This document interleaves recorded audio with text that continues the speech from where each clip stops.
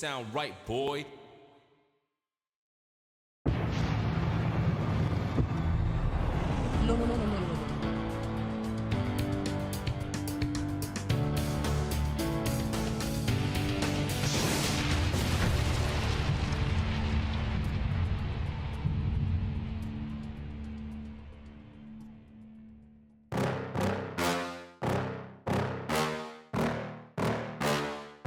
Yeah. Please tell me that I can't, that I won't, that I fail, that I'll never make it out, yeah. Please tell me all the bad, never good, fill my head full of every single doubt, yeah. Please say any negative thoughts, I pop off when I hear people say I cannot. I get off to the thought of proving everyone wrong, I won't stop to the top, so you better back off and get lost. I'ma stay loud, stay proud, never running out, never heading south. I'll be spreading out, call it word of mouth, can't put me down, I'll be getting loud. You can have your doubts, not what I'm about, have your cloud, it be raining now. I keep making sound, go another round, I'm legend bound, can't stop me now.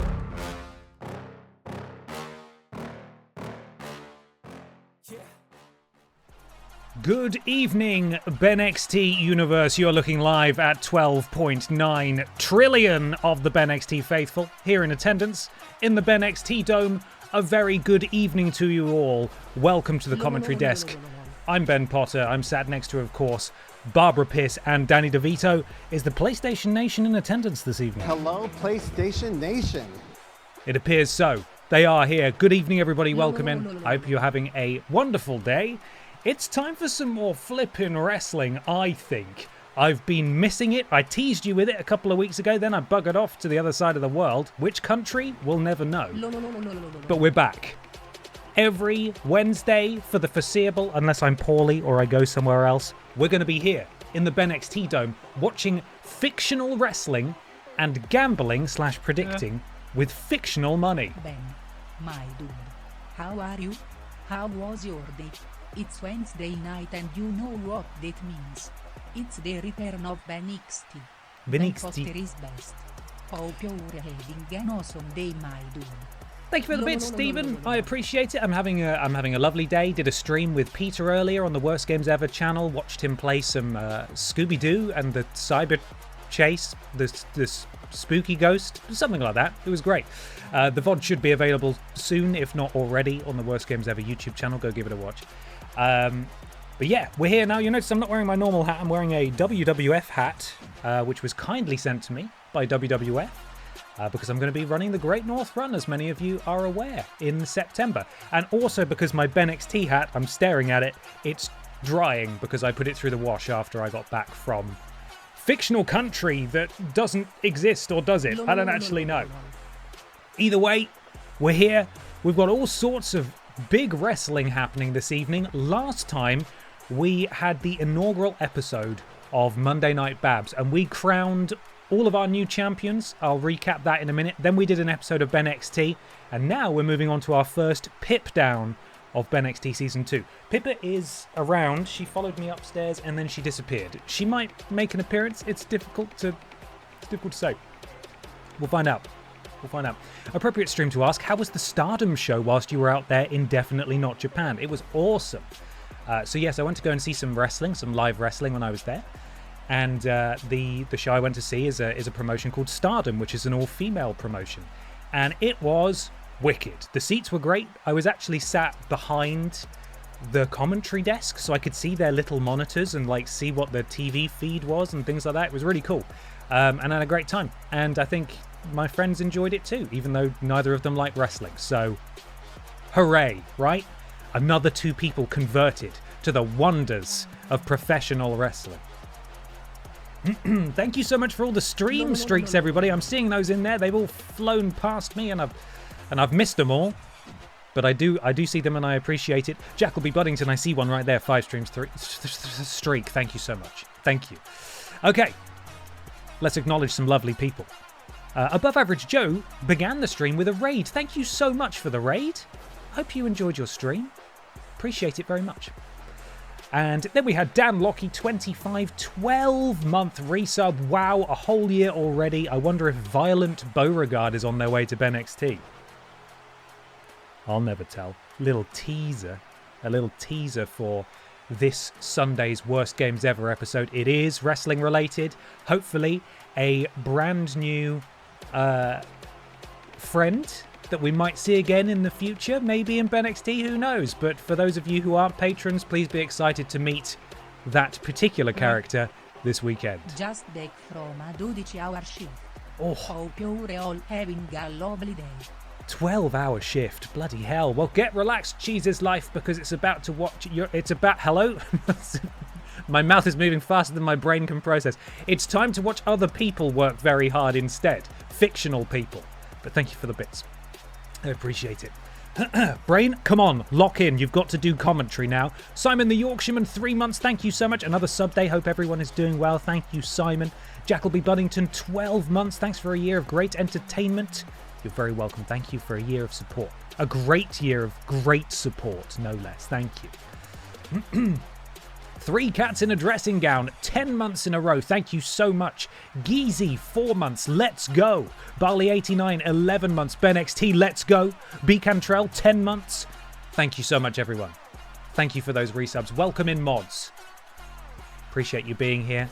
They will be on the prediction duties tonight, so if you're watching live, you can wager your BENXT bucks and get involved. What do you mean fictional? What belt am I wearing right now? I misspoke, sorry. The very real wrestlers we're about to watch.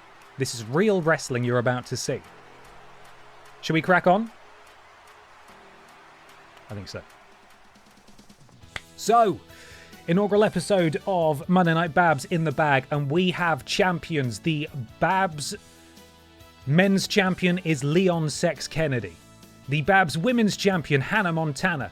The Babs tag team champions are P-Volution, Triple Flush and Rim Flare.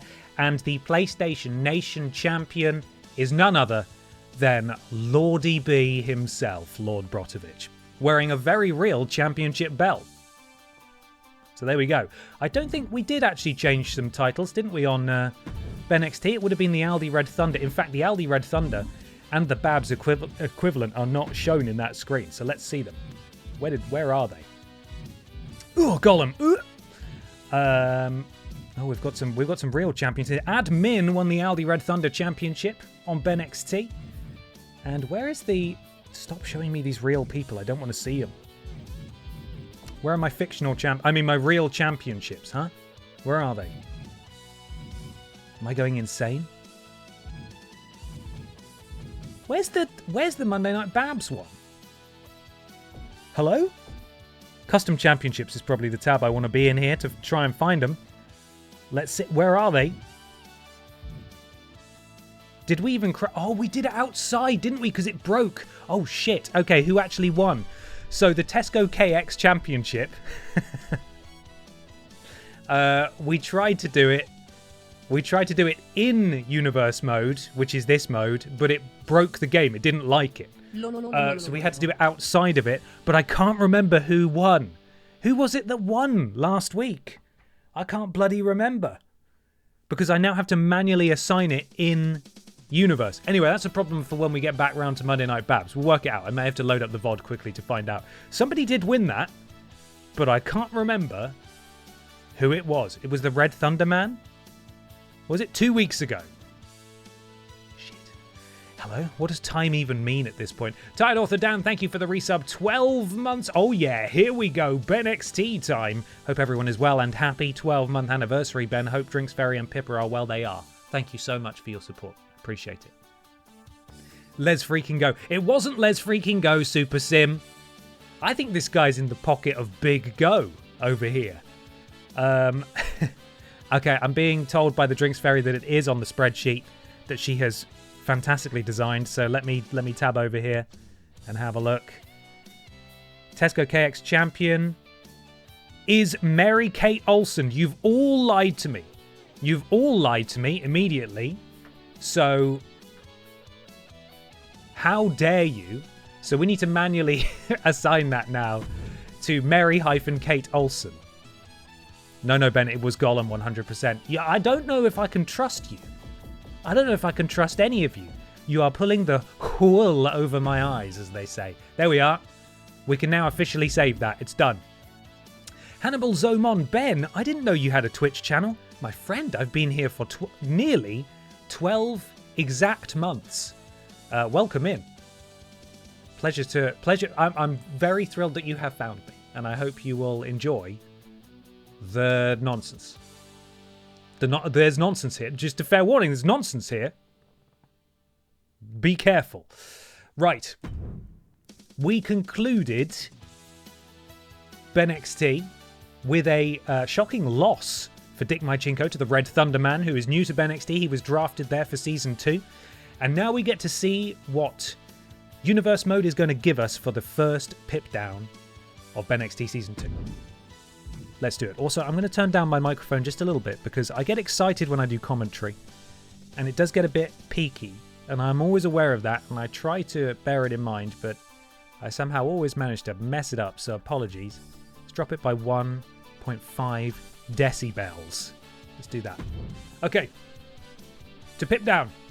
We start with a triple threat between Brian Michael Bendis, Dave Bautista, and the undisputed PIPDOWN men's champion, Chris Jericho. Jake Conway makes his debut against the X Button. Jeff Keighley goes one-on-one with Sergeant Pacitti. Tina, with BB in her corner, takes on Judas with Duronk in her corner. Are they still the tag champs? I think they might be. This is where I have to scroll through and find out. No.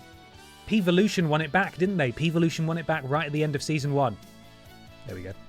And in the main event, Simon Miller goes one-on-one with Billy Ray Walrus. And as if to voice her frustrations, the Queen herself is here.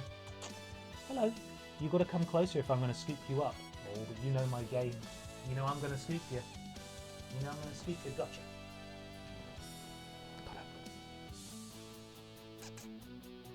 It's not very natural, is it, how I've picked you up?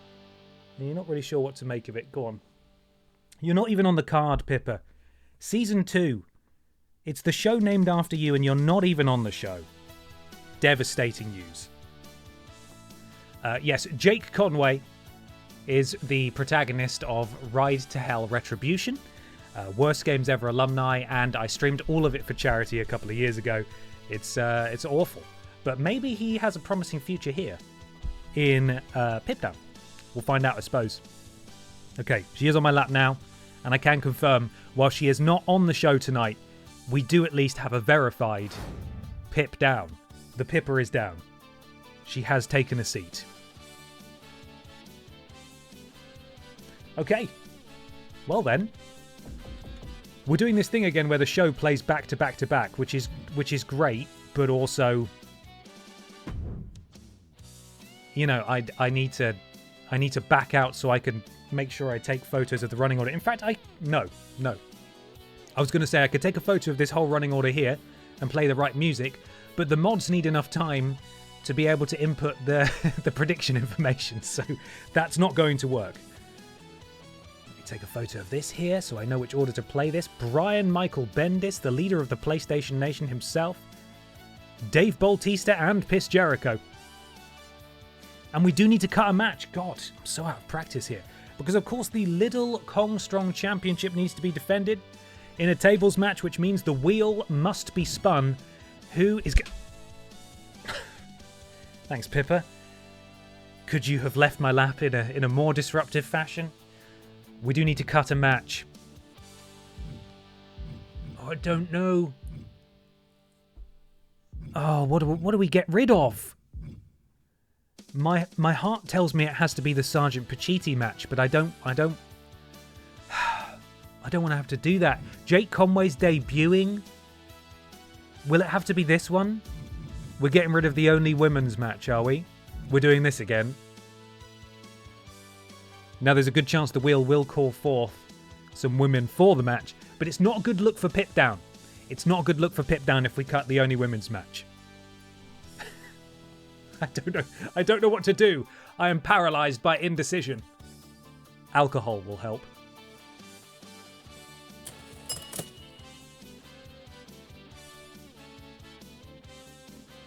Jesus Life, thank you for purchasing a pill breakfast shirt. A girl can never have too many awesome t-shirts. Thank you very much. I hope you enjoy it when it arrives.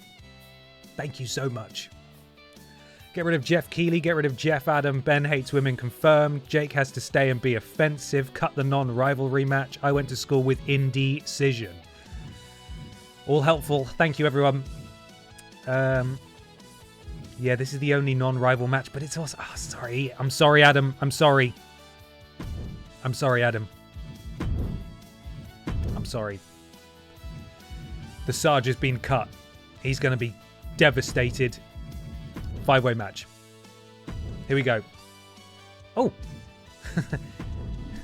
Multiple Adams have shown up to voice their displeasure. Okay. Title match on. The current Little Kong Strong champion is Pippa the Cat. She has made it to the show. She is on a record-setting streak, if I remember rightly. I might ask the my resident stats expert, the Drinks Fairy, to verify what win streak she's on. But I think she is the only Little Kong Strong champion to successfully defend the title maybe 3 weeks in a row, which is unprecedented, quite frankly. Wheel time. Here we go. Spin it to win it, baby. Let's do this thing.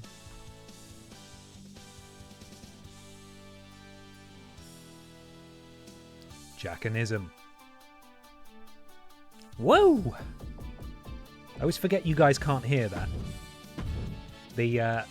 This website where I spin this wheel, it has sound effects built in, but it's obviously not coming up on stream. There's someone whooping every time. And sometimes I whoop along with it, which must be confusing. Here comes the Barbara. SmackDown, here comes the pain, Barbara Piss. He is wrestling tonight. That is a scary, scary thing indeed. Slot number 4 goes to...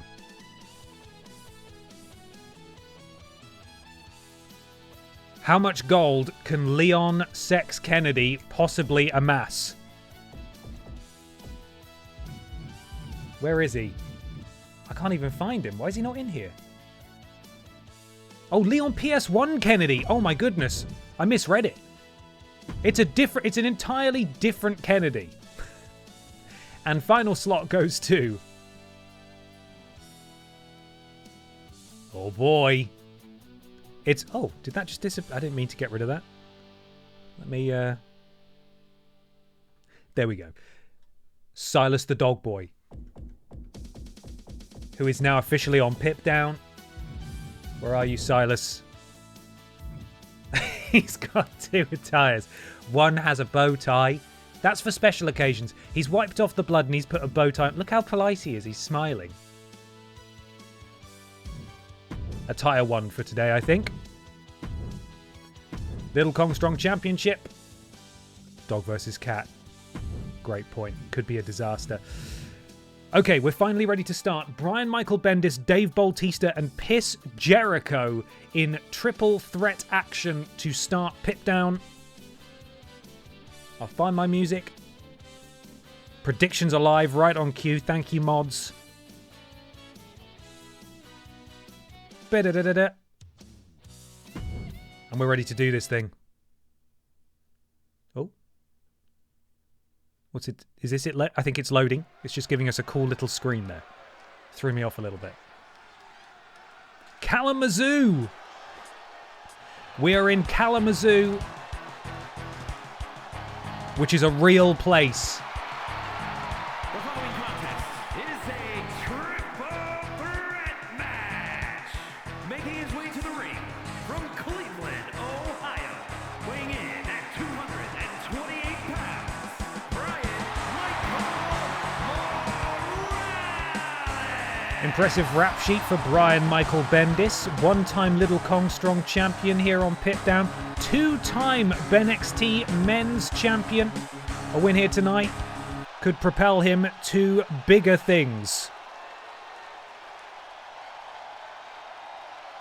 And not short of championship reigns either is the big man representing... Fucking hell. Representing P-Volution. And his opponents, first representing Evolution. P-Volution. Washington, weighing in P-Volution. at 290 pounds, one half of the SmackDown Tag Team PIPDOWN. Can't get the staff these days. Cover your ears, everyone. Is he gonna... Has he got more pyro? That might be all the pyro he's got. No, it looks like we're good. You are looking at a two-time and current PIPDOWN Tag Team Champion alongside Randy Honking of P-Volution. They recaptured these titles right at the tail end of Season 1. And he's in singles action tonight, which is interesting. You don't often see him in this particular environment. But let's see what he can do, I suppose.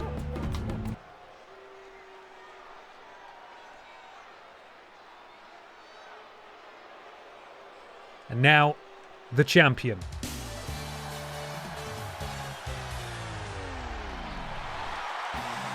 And representing the Union from Winnipeg, Manitoba, Canada, weighing in at 228 pounds.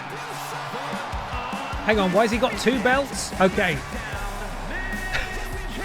Chris Jericho appears to have gone into business for himself. He shouldn't have both of these.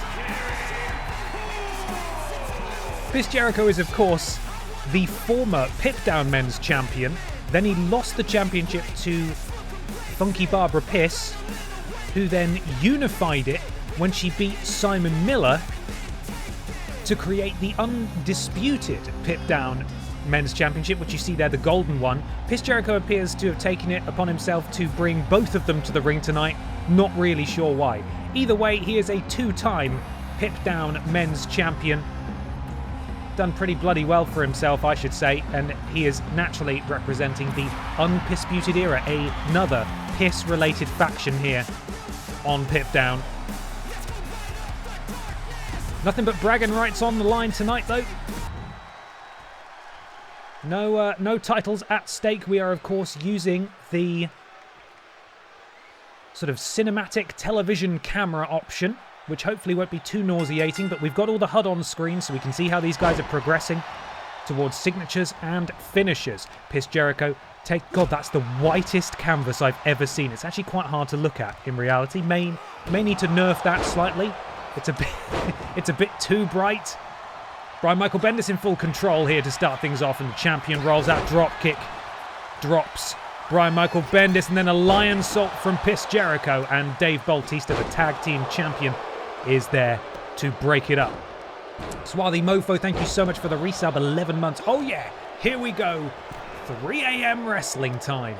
I appreciate your commitment. Thank you so much. Tag champ taking it to the world champ, but a counter from Piss Jericho as Brian Michael Bendis stalks. Oh, and Brian interjects, interrupts, snap suplex from Brian Michael Bendis, the former BENXT champion. Hasn't had much success here on PIPDOWN, although I've said that and realised that actually this is technically his PIPDOWN debut, having just moved over. And it appeared Dave Bautista brought a sledgehammer into affairs there. And Piss Jericho feeling confident, but immediately gets absolutely walloped by both Dave Bautista and Brian Michael Bendis, who say, oh, you think you deserve the close-up on the camera, do you? Oh, and it's same thing happens to Brian. Brian does the little Eddie Guerrero taunt and gets elbowed in the face by that man mountain, Dave Bautista. Brian Michael Bendis, though, able to get back to his feet, and Piss Jericho with the sledgehammer. This is a triple threat match, of course. There is no disqualification. There is no count out here in this match. And now Piss Jericho sent tumbling on the outside, and Dave's starting to feel it now. Piss Jericho, I would say, is closest to his finisher. That's what this blue bar means. When he gets the blue bar all the way to the top, he gets a signature maneuver, which is very powerful, and then you get a finisher. But it, of course, being a triple threat, even if you do go for the pin, or indeed the submission, there's someone not too far away to break things up. And face first goes Brian Michael Bendis, piss breaker to Dave Bautista, and now would be a perfect time for Piss Jericho to make the cover, but I think he's wasted too much time. Oh, and the Judas effect back elbow to Brian Michael Bendis. Dave Bautista is watching on, and he's there to break it up. Interrupting the action to completely take you out of the experience for one moment here. I think I talked about this in the first episode of Season 2, I found a Reddit thread with a list of AI settings for the various sliders, like the percentage chance they will do this, or how long this will take to happen, etc.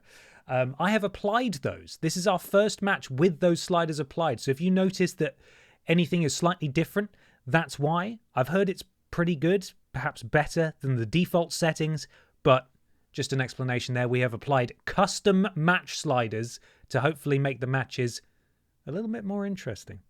Back to it. Sorry about your immersion. Dave Bautista standing tall. Piss Jericho there, able to hit his signature on Dave Bautista and then his finisher on Brian Michael Bendis, but he is not in control anymore. Just dumped on the floor by the tag champ, and Brian Michael Bendis takes down the big man. Only a matter of time until an update bricks those sliders. A lot of people in the Reddit thread were saying, well, the sliders don't even work, so I don't even know why you're doing this. We're going to try it anyway. Dave Bautista fall away slam.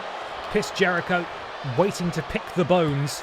Dave does have his signature maneuver, and Piss Jericho better watch out. And that's it, a massive spine buster from Dave Bautista, but Brian Michael Bendis waiting to take advantage. Slingshot over. Oh, and the slingshot sent on to Piss Jericho as Brian Michael Bendis tries to decide what he's going to do next. Stamp to the leg. Surely that's not enough. No. Dave kicks out. AI sliders, eh? Like number of fingers and how many people in the crowd all look identical? Not generative AI sliders. I stress that, although that wouldn't make any sense anyway. Oh, and Piss Jericho smashing that sledgehammer into the midsection of Brian Michael Bendis, who is able to get out the way, but a running neck breaker from Piss Jericho drops the former BENXT champ on the outside. And Dave Bautista now, finisher in tow, stalking Piss Jericho in the corner, back elbow to the undisputed champion, and he tumbles into the center of the ring. Dave now maybe looking for the Bautista bomb, and you can see Brian just doing a taunt, and the camera's left him behind there. Brian Michael Bendis back in the ring. Dave to the top rope. Brian slingshots back in, just in time to watch Dave drop a massive elbow. And Brian kicks Dave Bautista in the shins and then goes for the cover for some reason. Dave obviously breaks that up, and exchange here. Back and forth. Piss Jericho now with chops and strikes to the big man, and I believe Dave Bautista. Oh! Busted open, and that is Brian Michael Bendis' finishing maneuver though. Hello PlayStation Nation, and Piss Jericho immediately breaks it up. Brian got to be furious about that. Sends him into the ropes, head scissors, takedown. Brian Michael Bendis in full control, misses with that, and Dave will leap on the opportunity to pin, and he gets his feet on the ropes as well for extra elevation, only a 1 count. And Dave immediately turned his back to BMB, I'm not really sure why. Dave powering out, he does have a finisher, this could be his moment, if he can get him there. No, I think he's going for a suplex, he is. And Piss Jericho stirring on the other side of the ring, maybe Dave's chance has gone there. As Piss Jericho just a little bit faster, double underhook. Dave countering out of it. Throws Jericho over. And it appears Mr. Bautista is eyeing up a sledgehammer again. Perhaps he learned that from his one-time mentor, Triple Flush. And here's the Bautista bomb, if indeed he can get it. Piss Jericho is down. And that is a beautiful sit-out powerbomb, but unfortunately for him, oh, Piss Jericho immediately pounces. Counter from Dave Bautista, straight back to his feet. Dave looking the wrong way, into the turnbuckle. Piss Jericho now back in control, forearm to the spine of Dave Bautista. And it looks like Piss Jericho's going to steal this one, while Dave is groggy in the corner, and he's done it. And that is why he is your undisputed PIPDOWN champion. Took full advantage. Dave did the damage. Piss sent him into the corner and stole the pin. That is picking the bones if I have ever seen it. An impressive, tactical, if not slightly underhanded and sneaky victory for the PIPDOWN men's champion. You can't begrudge him that.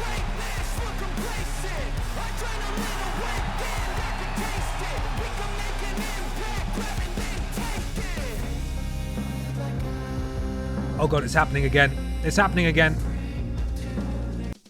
It's going straight into the next match. I don't want to do this yet. I'm not ready. We need to conclude the predictions. We need to do the next predictions. And I need to cue my music.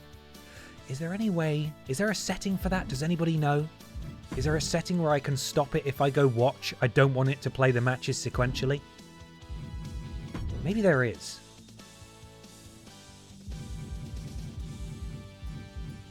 Injuries. University tours, wear and tear. Superstar interested in the show notes for the game. Matchmaking, that's fine. I don't know. I don't care about those. No, I don't know. Maybe there isn't an option. There may not be an option to do that. I hope they add that, because I love the idea of watching the matches and having the different camera angles. I don't like that it auto-plays, because we've got fucking admin to do here, alright? We've got bloody spreadsheets to fill in, okay? So let's just chill out a little bit, alright? Edit shows and then tab over, I think. Oh, okay. Edit shows. So, we're doing PIPDOWN. Presentation. Can't see anything there that would suggest it's going to play sequentially. Show details? No, I don't think it's this one. No, I don't know. Not sure. Hello, BTJ! How are you? Welcome in. Yeah, I'm not sure it's actually a setting. There is a setting. You turned it on in the first episode. I don't know what that is. I don't know what setting I turned on, and I don't know where it is. Have you watched WrestleMania 42 yet? Yes, I have. Would you like to hear my review?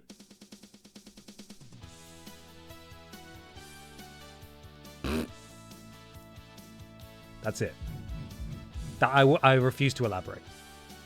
There we go. Okay. It's fine. We'll just have to back out after every match. It's not a problem. And maybe they'll patch that in. Maybe they won't. They probably won't. But still.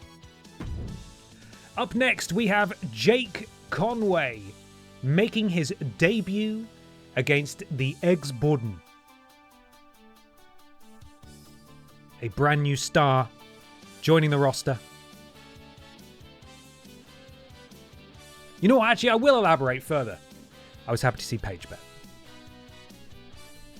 And also, when I was watching it with the Drinks Fairy and my brother, and we were having a great time, I enjoy watching it with the Drinks Fairy and my brother more than the actual wrestling itself, if that makes sense. I was happy that Paige is back.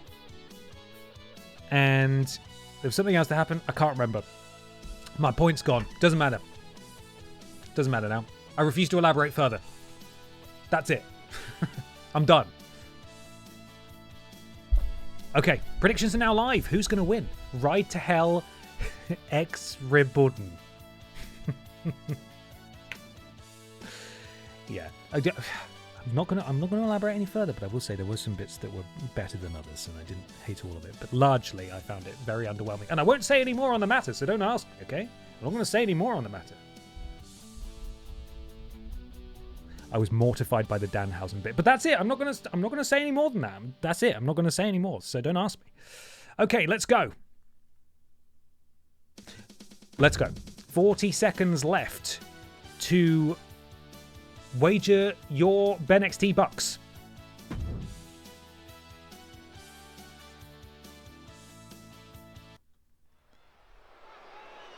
Let's see this debut of Jacob Conway.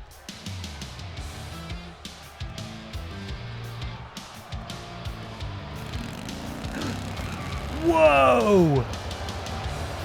What a cool dude! Making his way to the ring from Double Cross Ranch, weighing in at 228 pounds, Jake Conway! Crying face. Hello, Mr. Black. Welcome in. Jake Conway is here. He is, I believe this is the entrance that was for when the Terminator was in one of the earlier games, which you may be able to piece together now that I've said it. I think his eyes are even glowing a little bit, but that might just be a weird quirk of the lighting. It's probably that. Welcome to PIPDOWN, Jake Conway.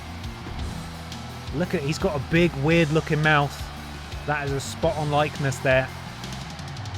Let's see how he fares against the Ex-Borden.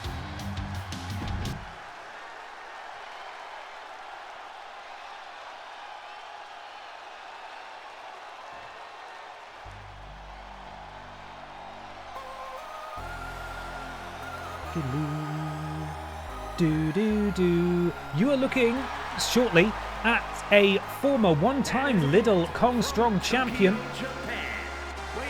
Eggsbudden, you have to imagine wanting to make a bigger splash than he did last year in Season 1. Putting down this fresh blood on PIPDOWN in Jake Conway could advance him to the top of the Butterfield division and get a shot against that wretched little freak Golem. Who knows? Who knows? His finisher should be doing a sex with his pants still fully on. You know what? I'll look through all 6,000 moves in this game. I'll see if I can find it. I imagine it's named exactly that, so I just need to go to D for doing a sex with his pants still fully on. Hi, Veraxis the Witch, how are you? I'm sorry to hear you're not doing so great. I just asked and then I read your message. I'm really sorry to hear that. Hopefully we can provide a distraction for you this evening, and you look after yourself, please. It's time for some nonsense wrestling.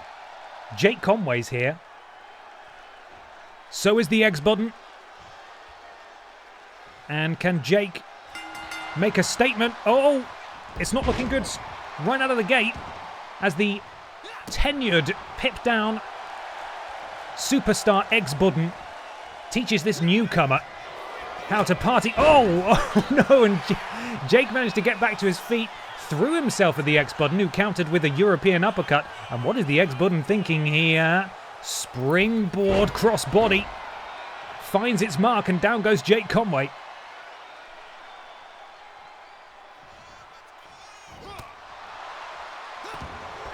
Jake rolls out of harm's way, but absolutely eats a knee from the Eggsbudden. Jake back to his feet, and he eats a foot instead. God, Jake's hungry tonight. Manages to get out of the way, though. And now Jake Conway has an opportunity, and I don't know what that was. I think he just kind of caressed the back of the Eggsbudden. This is not going well for Jake Conway here in his debut match on PIPDOWN. And the Eggsbudden really just giving Jake a moment to catch his breath and wrenching on that arm over the top rope, going to work on the elbow. And it's Jake now who finally gets some offense in. The big strikes from the scary bikey man, Michinoku driver there. From Jake Conway, takes a moment to taunt, and he's timed it perfectly, because if he took too long, the Eggsbudden would take advantage. Sends the Budden into the ropes, ducks down, jumps over, catches him with a... Oh my goodness me, was that a punch right to the stomach? Oh, backbreaker. And now we're starting to see what Jake Conway's really made of here. He beckons for the Eggsbudden to get to his feet, and for some reason the Eggsbudden obliges. Oh, elbow drop to the crown of the head. Into the cover goes Jake Conway. Kick out at 1. I went to school with Mitchell Noko driver. I believe you. I believe you. Springboard clothesline doesn't find its mark. The Eggsbudden sidesteps that. Now Jake back to his feet. Oh, but immediately just gets decapitated by the Eggsbudden. And the Eggsbudden does now have his signature. Jake Conway very close to getting his. And look at these educated strikes here of Jake Conway, the bikey man. And Jake now with a signature in tow. I'm not sure what his signature is. That ring mat hurts my eyes. I'll change it after this match. I'll change it. It just needs to be a little less bright, doesn't it? I didn't realise it was this bright until I was seeing it in this practice. Oh, the strikes from Jake Conway. That is his signature. Immediately into the cover goes Jake. He's going to try and beat the Eggsbudden off those punches to the face. Kick out at 2.99. Eggsbudden still hanging in here, but Jake Conway has a finisher. Oh, roll up from the Eggsbudden. Jake Conway caught unawares. Kick out at 1. Oh, and a boot. Uh-oh. Jake Conway now going for his finisher. He has him up. Oh, my goodness me. That brain buster from Jake Conway. He leans all the way back. And Jake Conway, welcome to PIPDOWN. A spirited defense from the Eggsbudden certainly had us going in the first half. But ultimately, Jake Conway, the biker Terminator, was just too much to overcome. And here is his signature here, just punches to the face. And this was not quite enough to do it. And ultimately, it wasn't long before we saw this finisher here blocked by Jake, that kick attempt from the X button, and that is of course called the doing a sex with his clothes on. That is the technical name for that move. Congratulations to Jake and those of you who backed him in this match. Way! Right, I've learned now. I'm going to quit the show so we can move on to the next. Oh god, no, just the hard cut. The hard cut isn't nice. The Firewall, thank you so much for gifting a sub to Hannibal Zomon. Welcome to the thickness, Hannibal. Enjoy your ad-free viewing and access to all of the emotes in the chat. Get stuck in. Thank you so much, The Firewall. That's really kind of you. Hooray, my first BENXT stream. Oh, Jacob, welcome. I hope you enjoy it. You got BENXT bucks? Wager them all. Go crazy. Okay. It's time now for the Lidl Kong Strong Championship to be defended. A little bit of history on this belt. This is, there's a title on each of our brands, Monday Night Babs, BENXT, and PIPDOWN. This is the one for PIPDOWN, that is defended on a weekly basis. Therefore meaning that it's unlikely that if you're a champion one week, you're going to be a champion the next week. All of these titles are defended in multi-person matches on PIPDOWN, and on Monday Night Babs, it's defended in a 5-person tables match. So this match could be over very quickly, or it could take a surprising amount of time. Pippa the Cat is the current Lidl Kong Strong champion. I believe she is either on 3 or 4 consecutive weeks with this championship, which is unprecedented in the history of this title. Apart from maybe one, I think it's literally 2 other people, the championship has changed hands every single week since it was introduced. So Pippa's run of form is unbelievable. Predictions are now live in the chat. Ben, remember to change the map brightness. You know me too well. I did immediately forget. I was too busy pressing buttons and waffling. That's not where I want to go. I wanted to press circle, not hold the button. Okay, so we want to go to Arena. Admin, guys. Admin time. PIPDOWN. Edit Arena. Matt Brightness, debuting next week. It's Matthew Brightness! When I met Tom Campbell for a drink a few weeks ago, he was telling me about a wrestler in the UK, an indie wrestler, that he's recently been really taken by, and I have since been very taken by, called Matthew Matix. And his whole gimmick is that he is... Have I mentioned this before? Trowling Badger, I can see, is already saying Matthew Matix. I might have already spoken about this. I won't say it again then. Anyway, his whole thing is maths. That's it. Matthew Matix. It's brilliant. No, but Tom has spoken about it. Okay, all right. So Matthew Matix his whole character is that he does maths, and in the ring he'll like quiz people on. He'll like say, oh, "Stop! Don't hit me! What's 2 + 2?" And while the other person's thinking, he punches them in the stomach. Or he'll go up on the top rope and he asks for a big protractor, like a giant one that you saw in a classroom. And he'd get his elbow and he'd measure it and go, "Oh, yeah, that's the perfect angle for an elbow drop." Really, really stupid. I love that shit. It's amazing. So, yeah, that's Matthew Matix. I wouldn't be mad if he made his debut in NXT. Colour. Less. Why did I not think this was too bright? That's really fucking bright, isn't it? Just down a little bit. Oh my god, it was so bright. Shadows were absorbed by it. That doesn't make sense. Is that science? Let's go with a kind of grey. That's fine. We're okay with that. That's a bit more manageable to look at. Save it. There we go. Now we're going to go back into universe mode, and for some reason it will be loading a cached version. Oh no, what did I press? No, I don't want to do this. No, let me out of here. It'll load a cached version of the arena, which is somehow even brighter than it was before. Oh, okay. Wrestlers getting flashbanged when they're entering the ring. The lights come down, point of the ring. Everyone's blind. Right. It is time for the 5-person tables match. Let me just take a photo. Pippa the Cat defends her championship against Jackanism.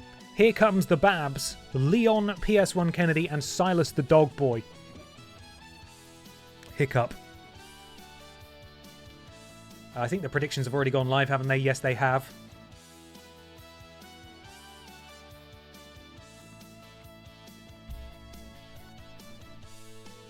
Let me cue up my music. Okay. Let's do this thing.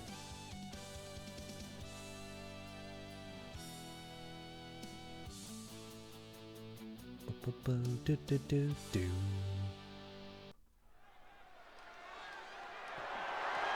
following is a fatal 5-way tables match. Thank you, Trailing Badger. Predictions are Pippa 27%, Jack 7%, Babs 38%, Leon 9%, and Silas 18%.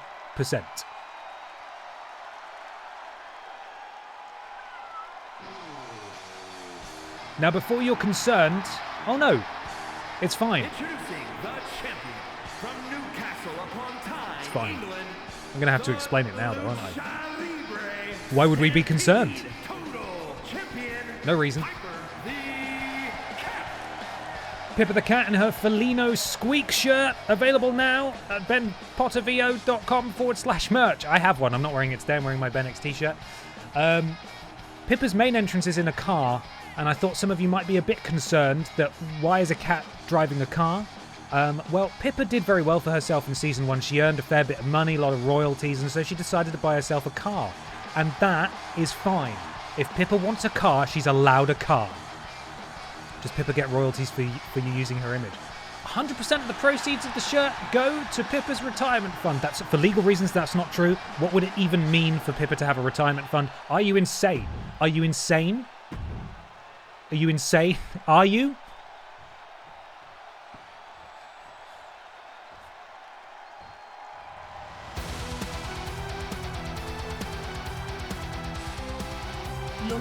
Let's have a look at who we've got in this match then. Pippa the Cat, former 2-time BENXT Women's Champion, 1-time PIPDOWN Women's Champion, and currently longest reigning and 1-time Little Kong Strong Champion.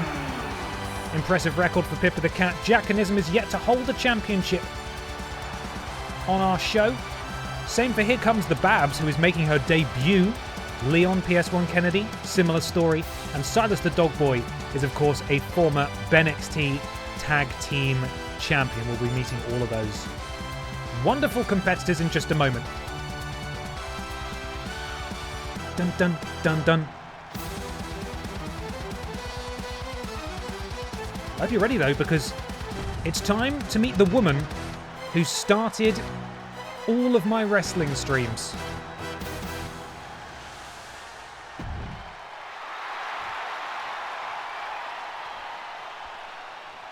Get those salutes up.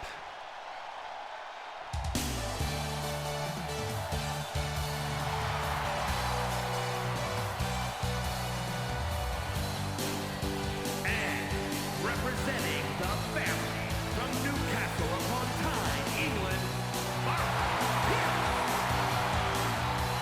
This is a frightening but very surprisingly accurate rendition of Barbara Piss from SmackDown. Here Comes the Pain. She's here. She's graceful. It looked like her legs sort of disappeared there for a second. That was weird. Here Comes the Pain. Barbara Pierce dominated. I think she won basically every single championship there was to win in season mode of Here Comes the Pain. And now she is on PIPDOWN, and everyone better be ready. They'd better be ready.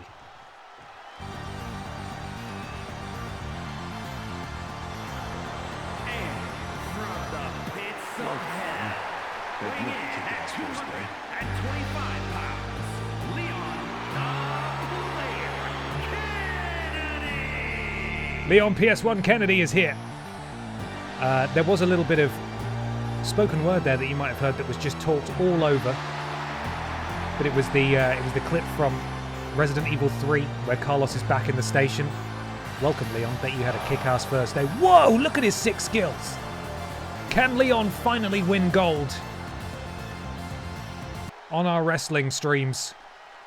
Or is it time for this man to hold his first piece of singles gold?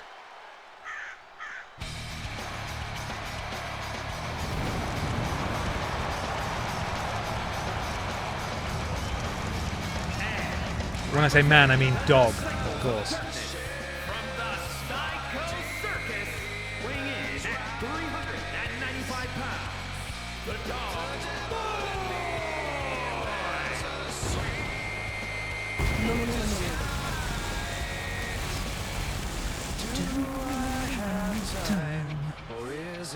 Haywood89, thank you so much for the resub. 9 months, thank you. And Death14796, thank you. 4 months. Perfect time to resub when Leon Suplex Kennedy arrives.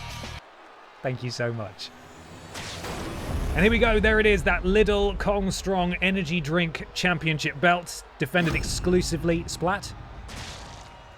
In tables matches, you see 2 tables set up at ringside. Many more under the ring.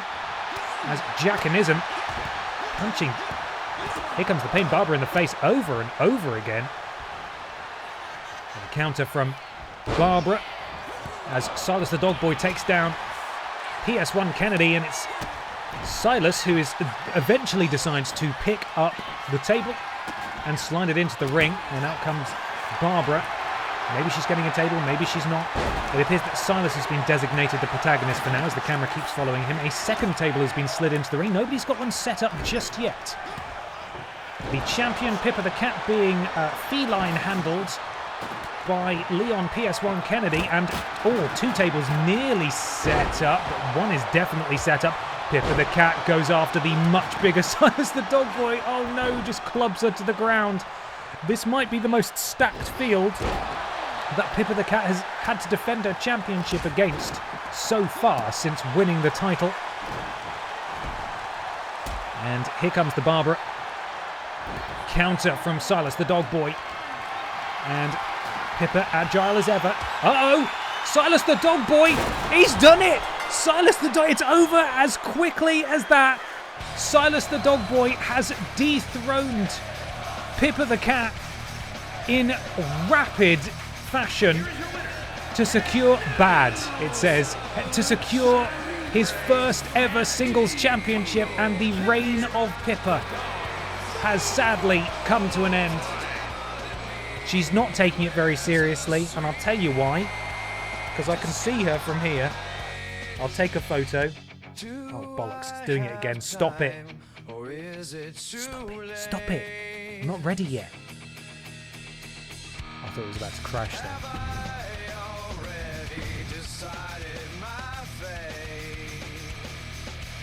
She is absolutely conked out over there.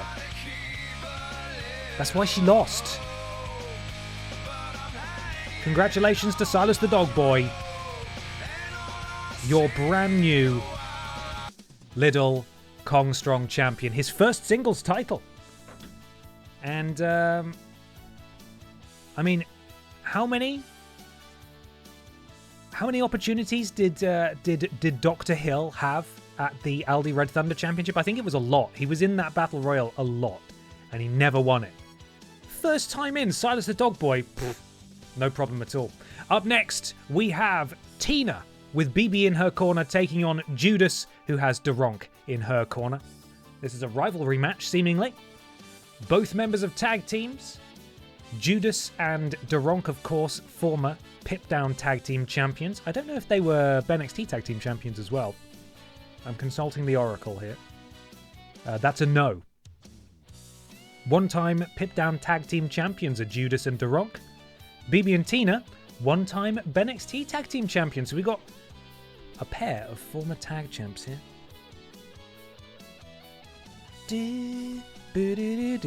Are you ready? Tina versus Judas is next.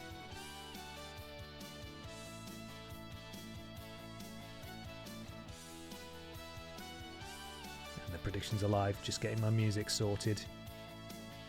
Let's go. Have we got one more? Yeah, we got another match after this. Okay, here we go.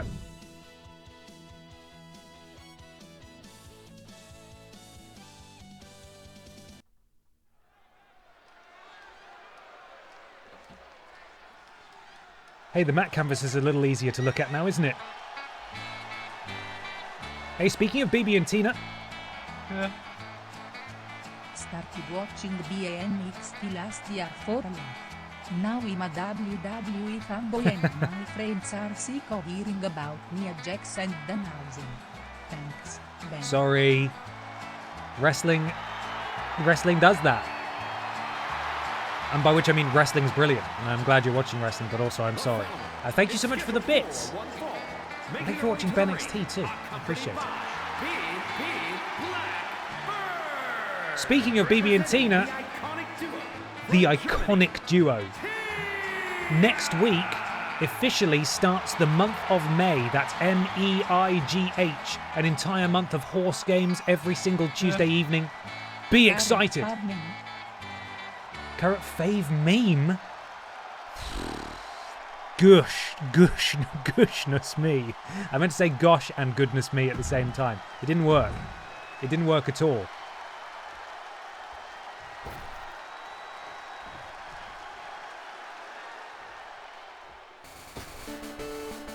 And here they come. Las Pokehamanos?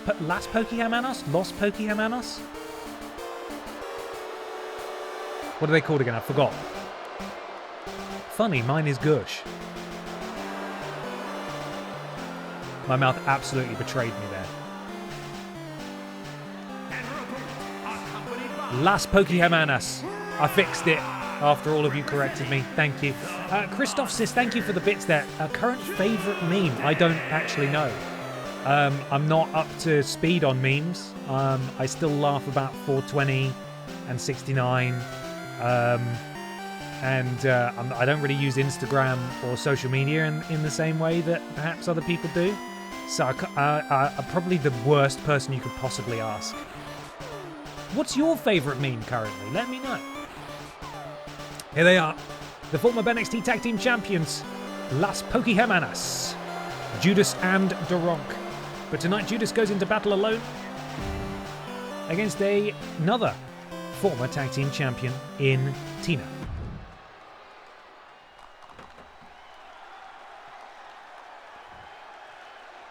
Can Has Cheeseburger is a good one. You're right, it is. It's good. I quite like Badger. Tina and Judas locking up here. Tina with the upper hand. Judas rolls through. Look at this ability from Judas. Now takes control in this opening exchange. Wrenching on the arm of Tina. And that is going to be devastating for Tina. That is her horse riding arm, of course. Can't be doing that. Tina returns the favour. Bending back that wing of Judas. Chocolate Rain. Good. That's a great one. Good one. We'll always love lamp memes. Don't know why. And something of a bear hug applied here by Tina to Judas the Pidgey. And into a cover. Referee takes about 6 years to get there, and a kick out by Judas. Elbow drop from Tina. Hedonism Bat, thank you so much for the resub. 2 months. I appreciate it. Thank you. And Judas with those four wings to the face of Tina. Tina escapes. Very evenly matched, these two so far. Judas manages to grab a hold from behind. Clings on as Tina desperately tries to escape. Spins around.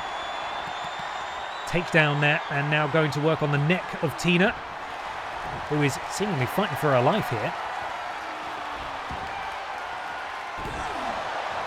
And Judas arguably gets the best of that exchange as Tina rolls to the outside for some respite, but Judas saw where she was going and immediately followed her out, slamming her face first into the ring apron, which I think is just a big TV. That's probably not going to feel too comfortable. Oh, counter from Tina. Punch to the midsection, referee up to a count of 3. They have until a count of 10 to get back into the ring. Up to 4 now. And Tina stamps on Judas on the outside. And now just throttling, or rather choking that chicken. Tina, 7 count, makes the right call, sends Judas back into the ring, and Judas didn't quite make it, but will follow her in afterwards. Oh, and an inside cradle there.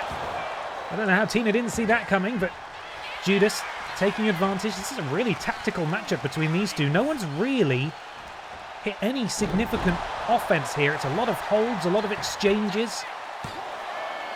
Each of these two trying to outsmart the other. Impressive skill on display, and a counter there. This is exactly what I'm talking about. Back and forth, said the little score update in the top left there. And Judas just pacing around now. Lifts Tina back to her feet. Tina sent into the ropes. Judas ducks under on a big forearm. Drops one half of Degeneration Hex. Up to the top rope goes Judas. Oh my goodness me, look at that. Can Pidgeys fly? The answer is yes. Of course, they're a flying type. Oh. And that was Judas's signature, actually. I didn't even take note of that. Judas does now have a finisher. And Tina has a signature as well. And Tina, this would be the perfect opportunity for her to get some offense in, if indeed she can get it. Massive uh-oh. I think we're about to get some shenanigans. Judas. Oh, they both take each other out. Both participants in this match are down. Referee checking on them both. Oh, and what's Daronk doing? Daronk's getting into the ring. Oh, and Daronk and BB are getting in each other's faces. Referee sending them out of there, though. They cannot believe it. This is not about them. Daronk, you're out of here. And Daronk cannot believe it either, as both Judas and Tina, realise that they are in here on their own now. And Judas turns her attention back to Tina, vice versa.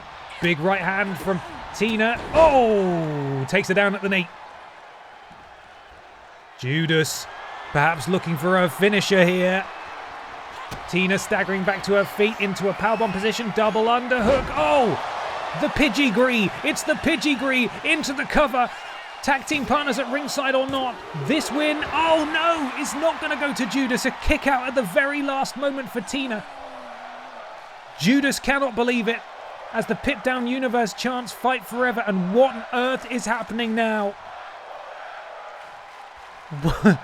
What am I looking at here? What's going on? That was so confusing, but the distraction allowed Tina to do exactly the same thing to Judas. Into the cover now goes Tina. Oh, and a kick out at 2.99 by Judas. What a match between these two. This is wrestling. Stamp to the beak of Judas. The match pauses so we can admire the new ring mat, absolutely.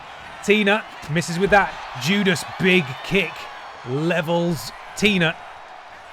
And Judas sort of pacing wildly.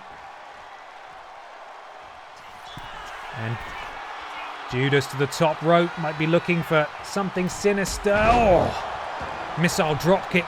And Tina rolls outside to get a bit of a break. Judas to the top rope and connects with it again. No escape for Tina. And now, Judas to the top rope. Potentially looking to fly. Oh my goodness me. Oh no. Tina got her knees up. And it's Judas now, who's potentially in a spot of bother. But even in this deep water, these two are going blow for blow. Right hands, slaps, chops. And I don't think Judas got anything in that exchange, which means Tina can do whatever the flippin' X she needs to here, including a massive spine buster. And now what's going to happen? It just works. We take another moment to look at the ring mat here as Judas gets back to her feet. And I think she was punching the referee as well. Oh, muscles are up and down. And Judas not done yet. Big clothesline. And is this it? Is Judas going to put away Tina here? Oh, a kick out at 1?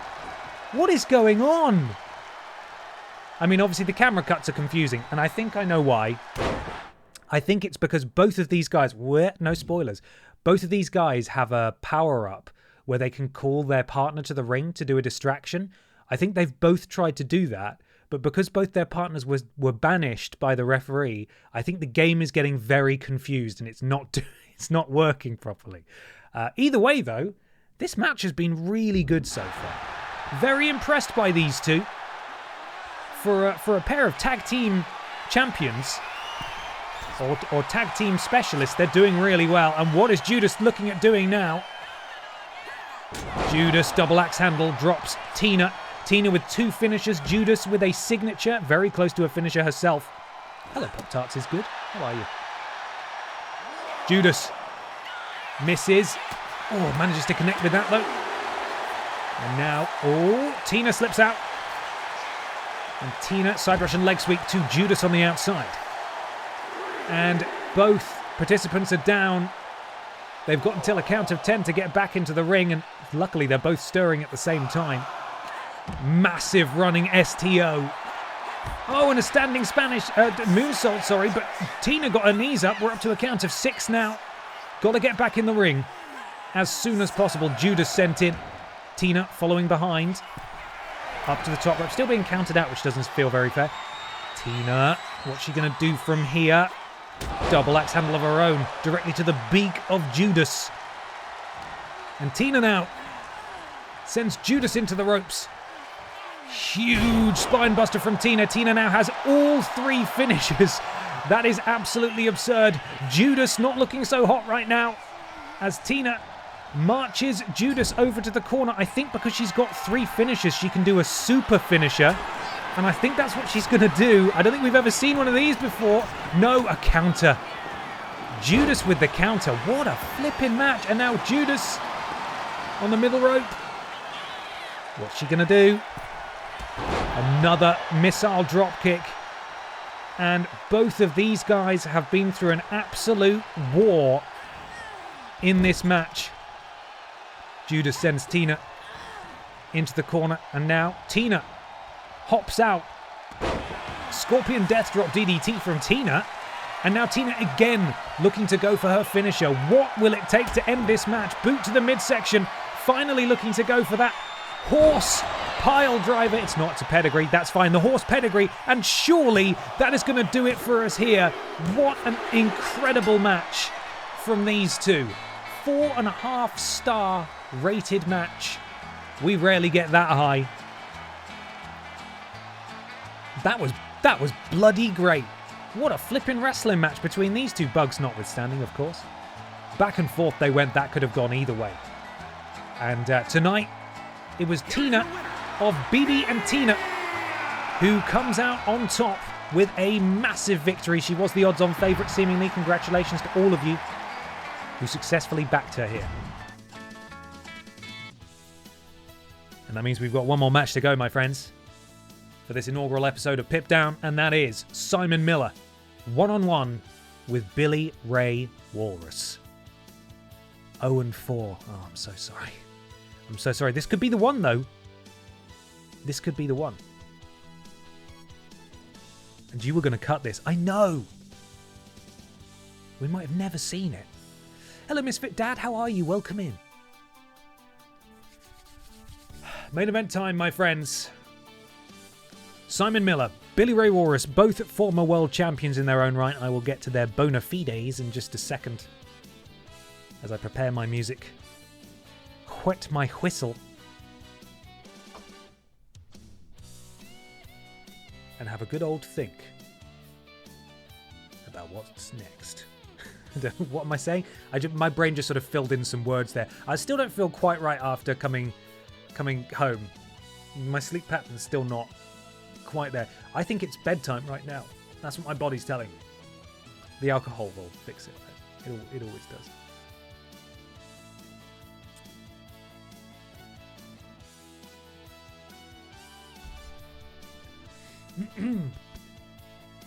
Ben, when you did that wrestling training video with HD Drake, what was the hardest part? I speak as someone who has done wrestling training. Well, HD Drake is fucking brilliant, and he was so accommodating. And obviously the whole thing was a bit. That was the point. And I remember at the time a lot of comments were like, Peter was the only one that I'd bring back. Like, him running the ropes was so good. Sort of almost ignoring the fact that I was deliberately kind of prancing and like doing the worst thing I possibly could. What I'm saying basically is that if I tried hard, I could definitely have done it, like, well, good. But my larger point is that he didn't really put us through the ringer or anything. So actually, the whole day was a fucking delight. It was awesome. Like, I walked away from that with the biggest smile on my face. Like, that was like a bucket list checkbox. Like, yeah, that wasn't a wrestling match. That wasn't even real wrestling training. That was just really fun, and I had a great time. So, yeah, regular wrestling training, I imagine, pretty fucking grueling. For me, though, it was a delight. It was really fun. So, but mainly it's because I'm so fucking sick. Yeah, I'm so good at stuff. So, like water off a duck's back, weren't it? It wasn't. I appreciate the graft and the craft. It wasn't. It wasn't anything I had to worry about though that day. Anyway, we should crack on. Predictions are now live. You have 20-ish seconds left. Where do those BENXT bucks, my friends? Let's do this thing.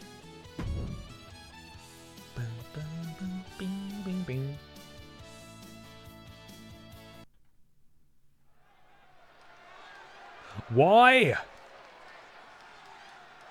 Why?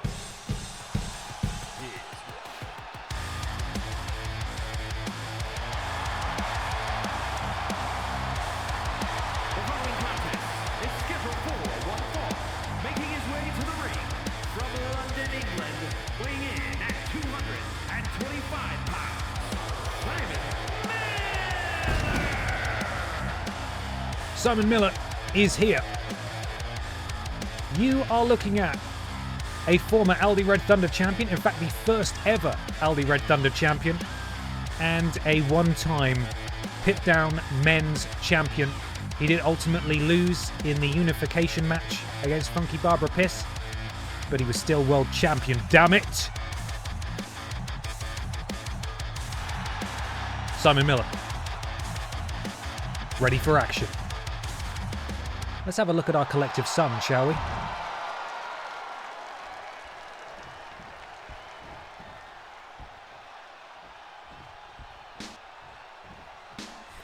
Sorry, slight production error in the truck there. Clicked it too many times.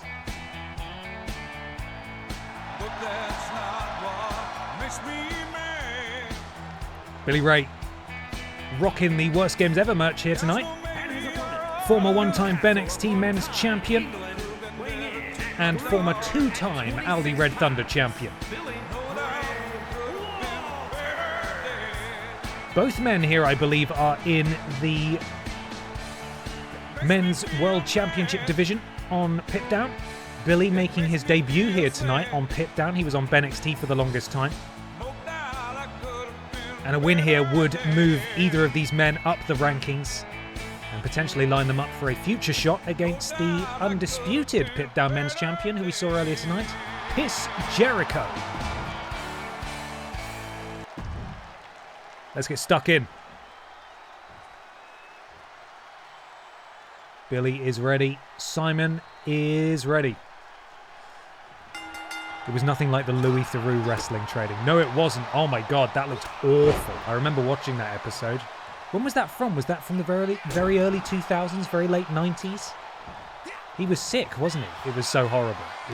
He was worked so hard. Billy Ray! Simon Miller up on the shoulders, and Billy Ray slams Simon down. Oh, but he misses with that. Simon, big right hand. Springboards, disaster kick from Simon Miller. Drops Billy Ray Walrus. Full mount, left hands raining down on the perfectly coiffed sideburns of Billy Ray Walrus. Why did the t-shirt make him look even more cursed than when he's shirtless? Don't know what to tell you. He's not cursed at all. He's beautiful and perfect. So you watch your mouth. Trading blows now, these two. Simon with the counter and a chop. Billy with a chop and a chop from Simon. Back and forth, another chop and another chop. Billy beckoning for more, as is Simon. Oh, big right hand to the jaw of Simon. Oh, and these two just leathering each other in the face now. Don't really know what the end goal of this is, but They're both a bit worse for wears. And who's going to land the first blow? It's Billy Ray Walrus with the quick roll-up pin there. Kick out of nothing. Going to have to do a little bit more than that. Simon Miller very close to a signature maneuver. Billy Ray not too far from one. And Billy picks Simon back up. Counter from Simon sends Billy over the top rope, and Simon with a big right hand countered by Billy Ray. Billy back into the ring. Simon waiting, but Billy seemingly just a little bit faster than Simon Miller. Billy has Simon up. Textbook suplex there. Mudnook, have some lovely tea. I'll catch you later. And say hello to Amalia from all of us. Billy Ray, big punch to the breadbasket of Simon Miller and a boot to follow. And up into a powerbomb position and straight back down. Slamming Simon Miller into the canvas. Billy Ray looking good in this match. He does have a signature. And what's he going to go for here? Ooh, completely misses. That was Billy Ray's signature. Unfortunately for him, there was no water in the pool. Simon Miller able to get out of the way, and Simon now is the only one with his signature. Billy Ray got a lot of uphill to climb now. A lot of hill to climb, sorry. Of course, if he did counter Simon's signature attempt, he would get that signature right back, but Simon seemingly not going to let that happen. As he goes up to the top rope, springboard moonsault. No water in the pool for Simon this time. Billy Ray ducks out, grabs a hold, picks him up, and a knee breaker, or a shin breaker from Billy Ray Walrus. Big clothesline from Simon Miller. And another. Catches the leg, sweeps the other, and Simon Miller now is rolling. Billy Ray Walrus needs to watch out. Simon going for the pin attempt there. Referee in position 2. Only a 2 count. And Billy straight back to his feet. Doesn't quite manage to get there in time, though, to catch Simon Miller. And Simon now, we know what his signature is. Oh! Apparently we didn't. That was it. Into the cover goes Simon Miller. That big spine buster. Billy Ray kicks out. And Simon now with a finisher in tow. Surely it's just a matter of time before Simon gets out of here with a victory. And Billy dumping Simon Miller to the outside, buying himself a little bit of time. And Billy watching on with interest. Referee starts her count up to 2 now. And Billy decides he's seen enough. He goes out there to take the fight to Simon. Scoops him up. Oh, and spine first. Onto the ring apron. That is the hardest part of the ring, as Simon Miller well knows. That expressionless face of Billy Ray Walrus shown in high definition as he swings wildly and completely misses. Chop from Billy. Repeated strikes. Simon counters one of them. Counter again from Billy. Boot to the midsection. Billy now sends Simon sprinting along the outside area. Oh, misses with that. And Simon now, referee up to a count of 6. These two need to get back into the ring. Simon walking Billy over to a position where he can throw him back in. 7 now. Oh, Simon went for that slingshot senton. Didn't quite have enough distance though to get him. He brings Billy back to his feet. Billy now sent into the ropes. And a spear! A spear from Simon Miller. And he is such an explosive athlete that surely that is going to be all she wrote. No, Simon cannot believe it. Billy Ray Walrus kicking out of the spear here. And a frustrated Simon Miller staying right on the offense. Not giving Billy Ray any room to breathe. Simon now to the top rope. We don't often see him up here. I don't know what he's thinking of doing. Simon. Oh, just a single boot right to the jaw of Billy Ray. And I think Simon was going to follow up with some more ground and pound, but Billy able to reverse, and a massive splash from the pink phenom. And Billy Ray now has a signature and a finisher, and I think he's going for one of them here. Not looking good for Simon, as Billy Ray has that rock and roll spin in exactly where he wants him. The achy, breaky heart. Oh. And Simon kicks out. So close to the 3 count. Billy Ray up to the middle rope. Elbow drop. Oh, I thought Simon was getting out of the way of that, but not quite. And Billy, perhaps looking to do his signature, sorry. Grabs Simon. Walks him over. Simon. Scooped up. Simon manages to escape out the back door. Scorpion death drop from Simon Miller. And Simon now feeling confident. You see the bruises on the face of Simon. He's taken an absolute battering in this match. Billy Ray sent into the corner. Billy Ray's underwear? Sort of breaking through his underwear. Not really sure what those black marks were there for a second. And Simon, oh, disaster kick from Simon Miller. And now it's Simon Miller who has a signature. And Simon up to the middle rope. Double axe handle finds its mark. Simon now, he knows what he needs to do. Does Billy Ray have enough in him? Oh, he manages to connect with that one. To avoid the onslaught, Simon Miller will surely execute in just a second. Forearm to the temple of a prone Billy Ray Walrus. Boot to the spine. And now Simon calling for it. We're about to see the Miller hammer. He has him in position. Billy Ray is stunned. Look at the power of Simon Miller. He has Billy Ray Walrus up and down. Talking at the very last second and into the pin. Surely this is it for Billy Ray. Huge victory for Simon Miller here in our main event. Incredible performance by Billy Ray, it must be said. Back and forth again, these two went. I think it's in the one-on-one matches that we're really starting to see the benefit of these sliders, because I do feel like the one-on-one matches have been a bit better this week than before. A little more dynamic, a little more unpredictable. But at the end of the day, Simon Miller with the Miller hammer that secures him the victory and those all-important placement increases in the PIPDOWN men's division.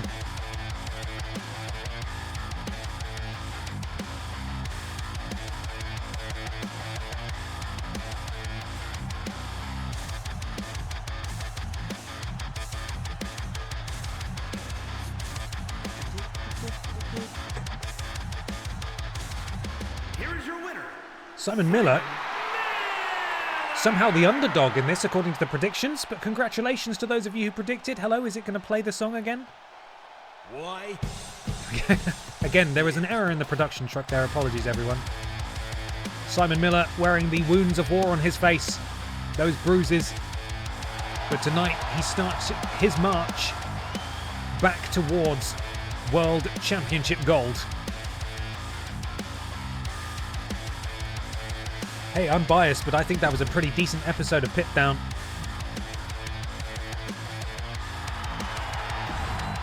Congratulations to Simon Miller. Pub Wheelie, 55 stream streak. Incredible stuff. Thank you so much. By the way, I'm live again tomorrow morning, 11 a.m. I shuffled these streams around this week because of my travel back and sort of a recovery day was kind of needed. But it'll be Pokémon tomorrow at 11 a.m, continuing the stinky run of Honklin in Pokémon Platinum version, doing our poison type only playthrough. So if you're around tomorrow morning, or if you're at work and you can get away with having a sneaky second screen on in the background, I will be on at 11 a.m.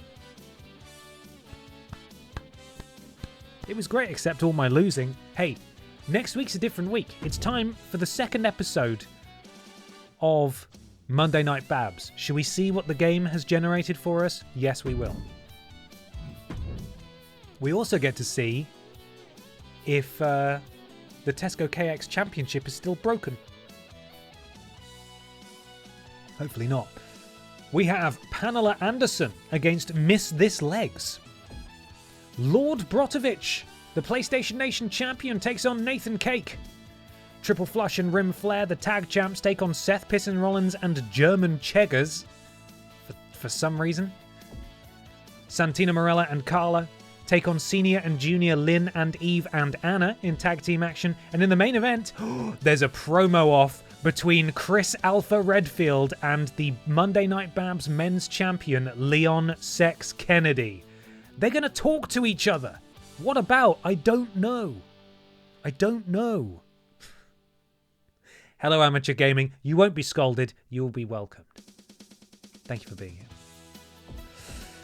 Oh, what do we cut? I'm going to go with that one. I'm more interested in this match than I am in this match, which is weird because that has our tag champions in. But even so, I don't want 2 tag matches. Are you crazy? It's like filling up on bread, but bread is delicious. Probably going to cut this one. And yes, this is real Chris Redfield, unlike last night when we played Resident Evil 7's DLC where it has #NotOurChris in. So, in fact, one thing I need to double check before we actually start this show. Amateur Gaming 96, 15 stream streak, thank you. That's got to redeem me slightly. Oh, it certainly does. Don't you worry about it. Oh, God. I pressed circle. I didn't mean to press circle. Come on. Let me back in.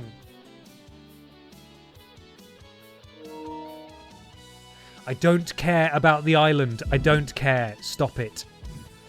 I wanted to check the moveset of Chris Redfield to make sure it's like his signatures and his finishes are punches. because obviously. He's not wrestling, but it's just occurred to me that should be the case. Chris Redfield. Edit.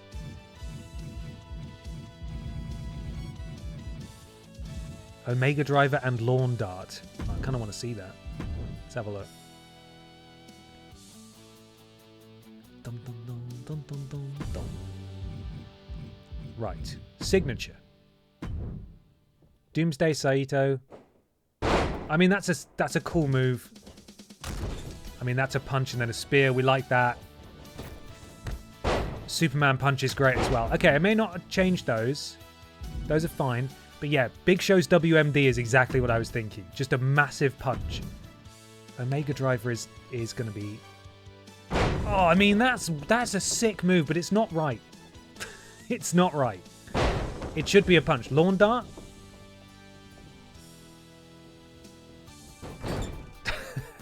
Okay, I quite like that one. That's funny. What is the Yokosuka cutter? It's got some cool moves, man, but they're not quite Chris enough, you know? It's too wrestling for Chris. Yeah, I think Lawn Dart, I'm happy with Lawn Dart. That's just objectively funny. To watch him just throw someone like that, that makes me laugh. What do we think the move is called? Is it still going to be called WMD? Considering... Oh, it is. Okay. That is exactly what his finishing move should be. Could watch this all day. Yes. Yes to that. Yes. Ringside. Just WMDs for everyone. I like that I don't have to scroll to find it either. WMD. If you're on the outside, unfortunately, you're going to get a WMD. There we go. Perfect. Right, that's good. I'm glad I checked. That is exactly the move that I want Chris to have. So, done. The boulder punch. Surely we need Chris versus Daronk at some point. Oh my god, can you imagine? You want to see Daronk die for a second time? Sounds like you do. Okay. So, let's get rid of this tag match. And hopefully the Tesco KX Championship is not going to break everything. You are now all witness to this. These are the matches as we have them at the moment. When I was setting it up for the first stream, every time I added the Tesco KX Championship match, it changed the order and the layout of every other match, and eventually it started deleting other matches until there were only 3 matches left. It completely broke the game. I'm hoping it's been patched several times since, so here's hoping that it's going to be fine. Now, someone suggested last time, because we do a tables match for PIPDOWN, we do a battle royale for BENXT. Last time we did a tables match as well for Monday Night Babs, and someone suggested a first to a finisher match. So if you hit your finisher on someone, you win immediately. I did some research, and I couldn't really find a reliable way to do it, to make that match, because you can make custom matches. So what I instead made was a match where everyone starts with 3 finishers, and it's an elimination match. So if you pin someone, they're eliminated, but the match continues. So we could try this, but I think it'll go on too long. So if we can work out a proper way to make it so that if someone gets their finisher and they hit their finisher, they're the winner, then that'd be great. But I'm worried this will take too long, and outside of a battle royal and a tables match, there aren't really any other interesting multi-person match types that don't take half an hour. And I don't really want a match that takes half an hour on the show each and every week. So, finishers?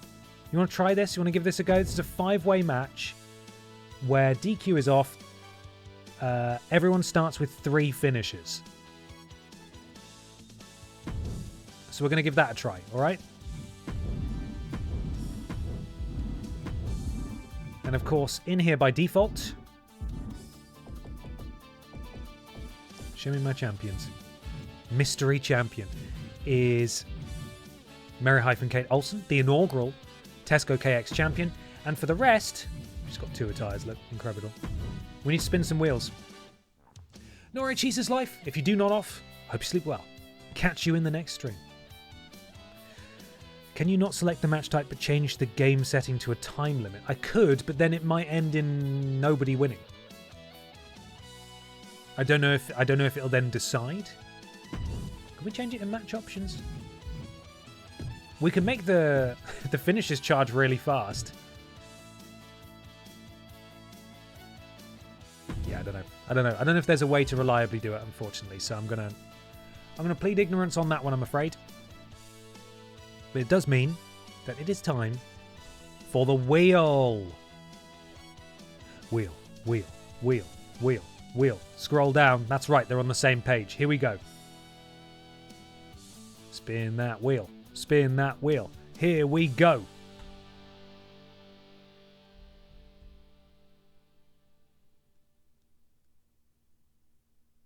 Pamela Anderson is already in a match.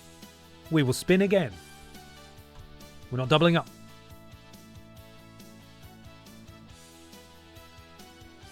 Oh, the grim ace of Monday Night Babs has been called by the wheel. Next is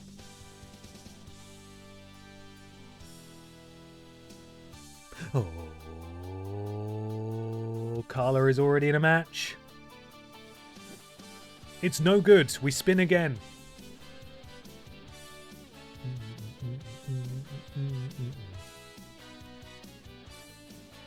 Miss This Legs is already... What's going on now?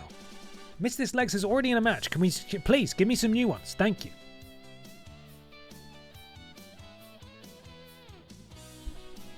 Seth Pissin Rollins has been called by the wheel.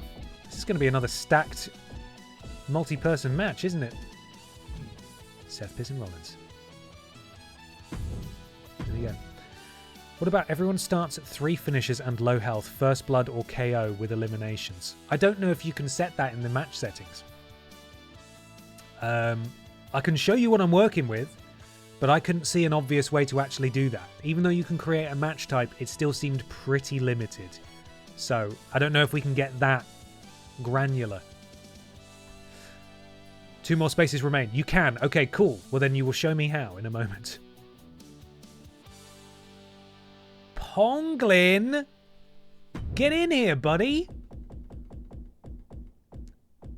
Ponglin. There we go. And the final slot goes to... Since you and Ben Potter are legally different people, but that is the Peter Austin, how do you feel about Peter teaming with a different Ben Potter? I mean, he's his own man. He can do whatever he likes. Am I a little bit hurt by it? Yeah, of course I am. I'm devastated. Every day I'm devastated. I lose sleep, but it's fine. You know, he can do whatever he likes. But I am devastated, though. Let it be said. Right, triple flush. I think we cut his match, didn't we? Yes. So there we go. I didn't turn it into a title match. You idiot. No. Right, here is where it's going to break if we add the Tesco Championship. Let's find out. Okay. That seems to have stayed the same. Save it. Okay. It's fine. It's worked now. We're okay. Admin time, everyone.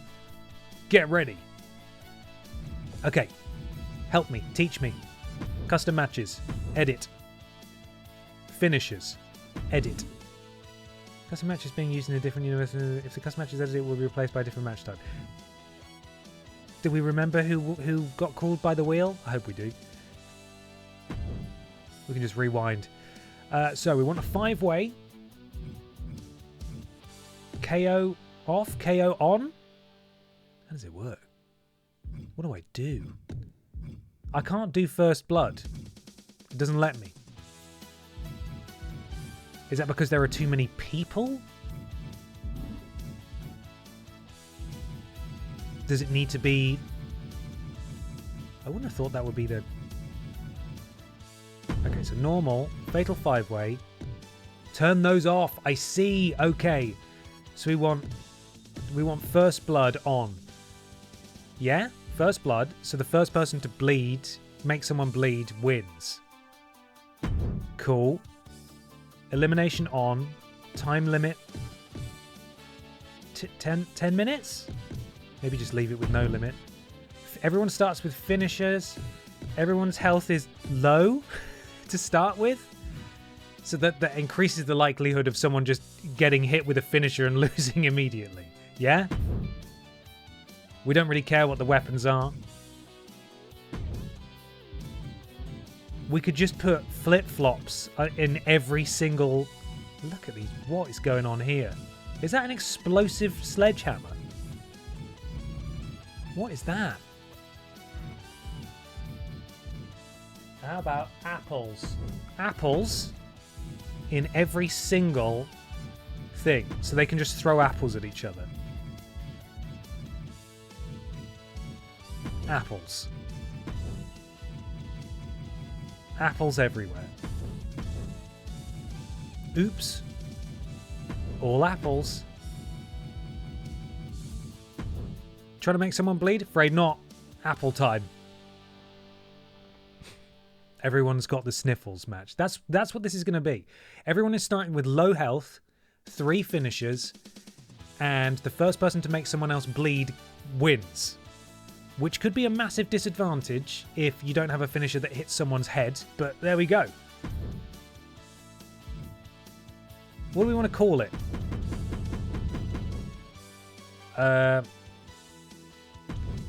First apples. That's rubbish. Rubbish. It's rubbish. Make all the weapons food-based and call it the Tesco meal deal. I like it. Do we have any other food? Apple. There is no other food. Lolly. We've got a big lollipop. That's it. That's all.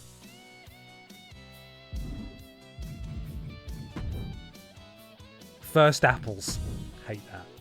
But I like it as well. It's terrible, but I do like it. Cool. Okay. So this is what we're going to try, and we're going to try this for the first time now.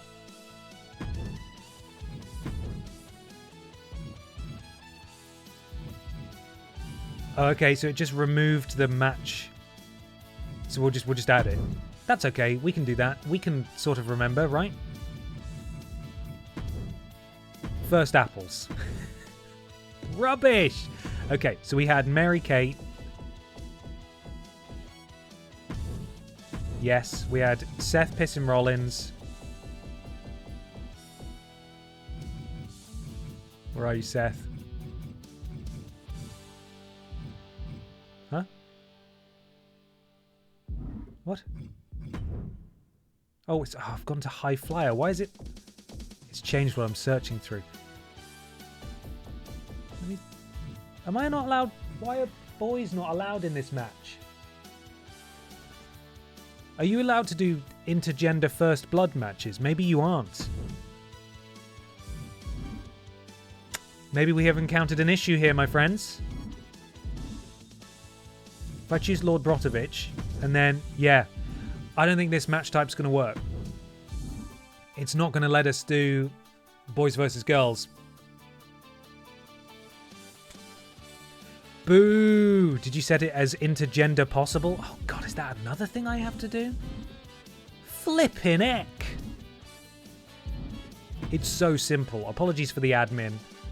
We are only on our second week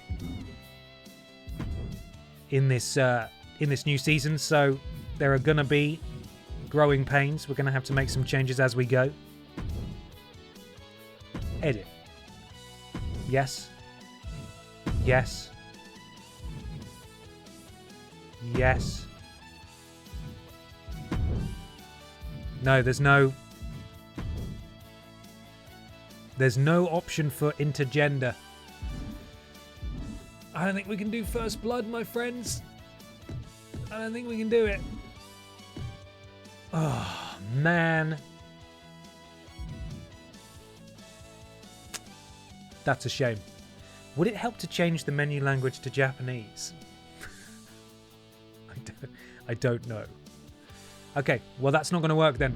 We're just going to have to give up on this. We're going to have to go do tables, I think, for the sake of time, until they patch something in or we work out a workaround. We're going to have to do a tables match. That's okay. It's not what we wanted, but needs must. If the game's going to be rude, then that's what we're going to have to do.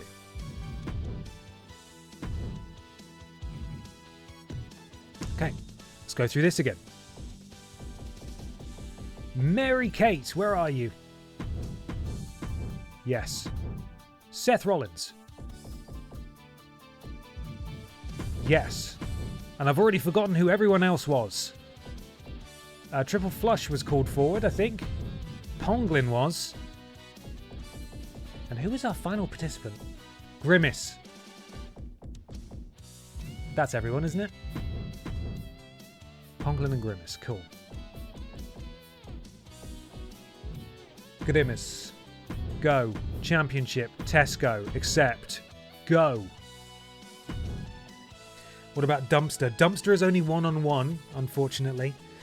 And we kind of want the opportunity to have lots of people involved. And also, Dumpster matches are exactly the same as casket matches, and they take, and ambulance matches, and they take ages. The AI just keeps fighting out of it endlessly, which is a shame. Okay.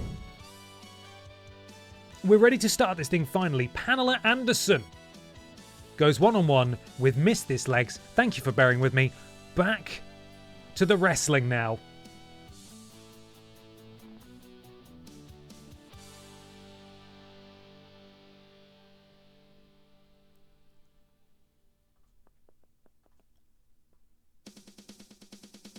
Okay, I've got my music. Predictions are now live. Thank you, mods. Is this sheet metal? Is this legs? Here we go. Why are we immediately assuming the blood is the problem? Ever considered those apples instead? Could be that we have too many apples, and that has broken the game. That's a very good point. Okay. Let's do it.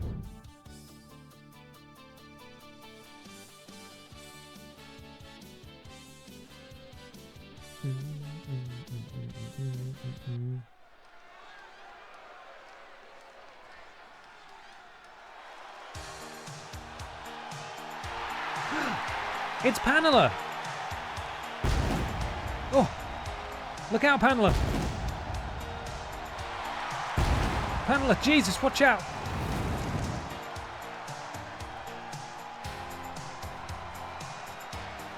Pamela Anderson, no stranger to championship gold. She was a very long-reigning BENXT Women's Champion. Unfortunately for her opponent, Legs, no gold on that side of the equation. But a victory here tonight on Monday Night Babs for Pamela Anderson would be pretty huge, especially considering that everybody is looking to make a statement here. Is scheduled for on Monday Night Babs, it being a brand new show. All the records are clean. Every win matters an awful lot.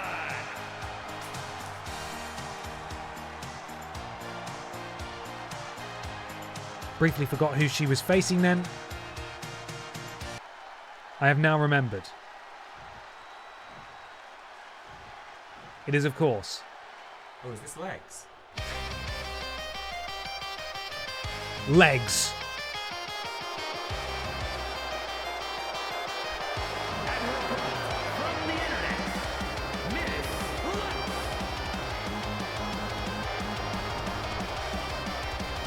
The boos raining down on... this frames so weirdly. Sometimes we get a glimpse of the legs. The rest of the time, like now, we're just looking at like nothing. There's nothing there. There are the legs. I see them, and they're sort of gone again. Terrible camera work here, and there are the legs. I see the legs. You guys see that? Okay, we've got legs again. Cameraman needs to do a much better job. I'm barely seeing the legs here. Again, there's nothing there. Absurd. Oh, my God. And the legs are gone again. Right. Let's get this show... Boo! Let's get this show on the road. Pamela Anderson, former Women's World Champion, taking on legs. Look! The legs are nearly as tall as Pamela Anderson is. Jesus, the legs going to work on Pamela. Head scissors takedown from legs.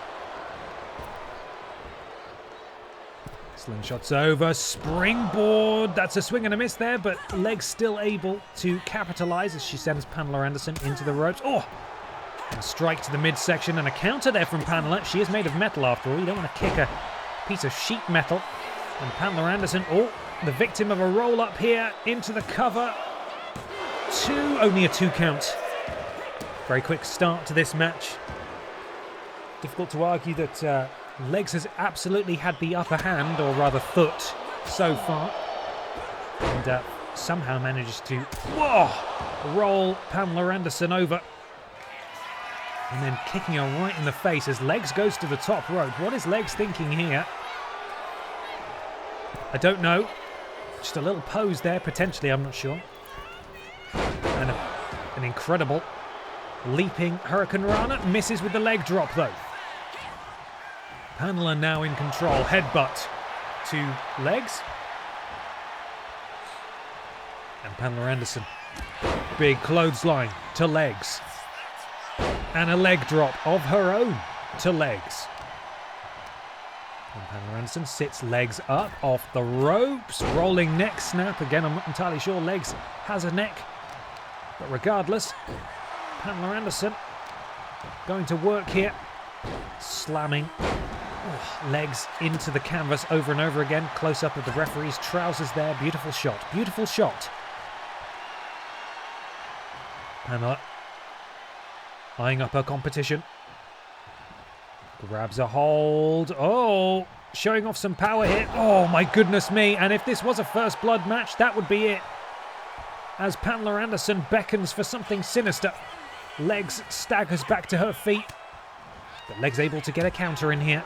Elbows to the midsection of Pamela. And now, lifting up Pamela Anderson like she was made of nothing. Oh, a shoulder breaker from legs to Pamela Anderson, and out slides both participants in this match. Legs, getting a bit confused. Manages to get over the steps eventually. And several heavy strikes to Pamela Anderson and a kick to the face as well. And legs now has a signature maneuver, as does Pamela Anderson. The question is, who's going to get it off first? I think it might be legs. But Pamela manages to duck out of the way. That is devastating for legs. That was legs' signature. And Pamela able to escape it. And wow, look at the power of Pamela. Up on her shoulders and face first goes legs. And Pamela now in full control. Finisher in tow as well. As legs sent back into the ring at the referee's 6 count. Pamela Anderson decides to go to the top rope instead. And what's Pamela thinking of doing here? Legs, I assume, is getting back to her feet. Double axe handle. Into the cover goes Pamela Anderson. Kick out at 2. Legs is still in this thing. Pamela. Drops a knee over the back of the head of Legs. And rolls over Legs again. And a counter from Legs this time. And Legs does have her finisher. But Pamela closing the distance very quickly. Has her up and down. Impressive maneuver there from Pamela Anderson. Is this going to be it? It is. That was Pamela Anderson's finishing maneuver. And that's all she wrote for Legs here. Legs, who did put on an impressive performance, but unfortunately for her, the former BENXT Women's Champion was just too strong. Rope break, says the chat. We'll have to see on the replay. Let's have a look. Here's the double axe handle that was the prelude to the end here into the cover. Didn't quite get it done, but Pamela then able to hit her finisher, which as yet has not been named. If you have any ideas, let me know. Scoops her up. Slams her down. The legs are touching the rope at the moment. I mean, that is a foot under the rope, ref. That is a foot under the rope. In anyone's book, that is a rope break.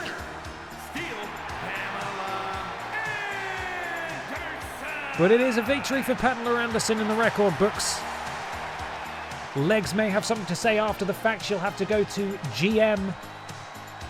Here comes the pain Barbara Pierce to complain about that, of course. But for us, we move on to the next match. I didn't quite quit fast enough. So now we've got to look at this.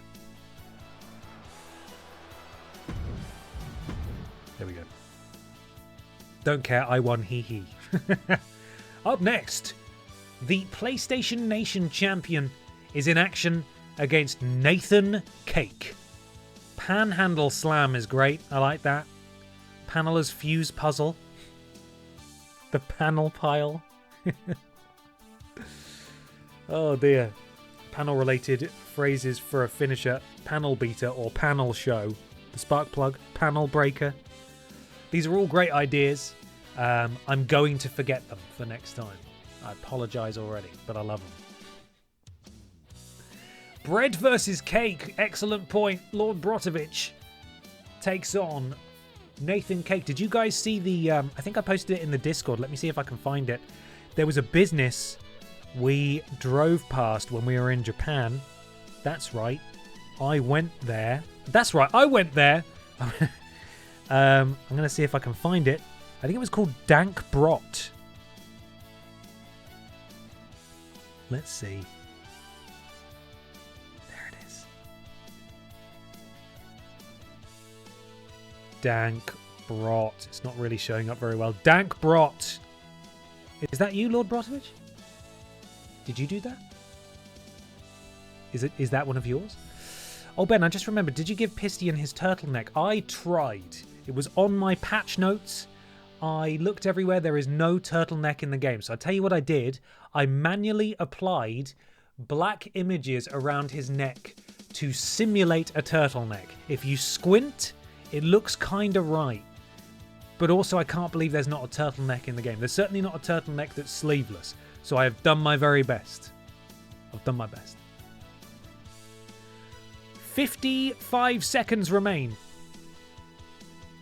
in these predictions. PlayStation Nation champion in action against Nathan Cake. And that's coming your way right now.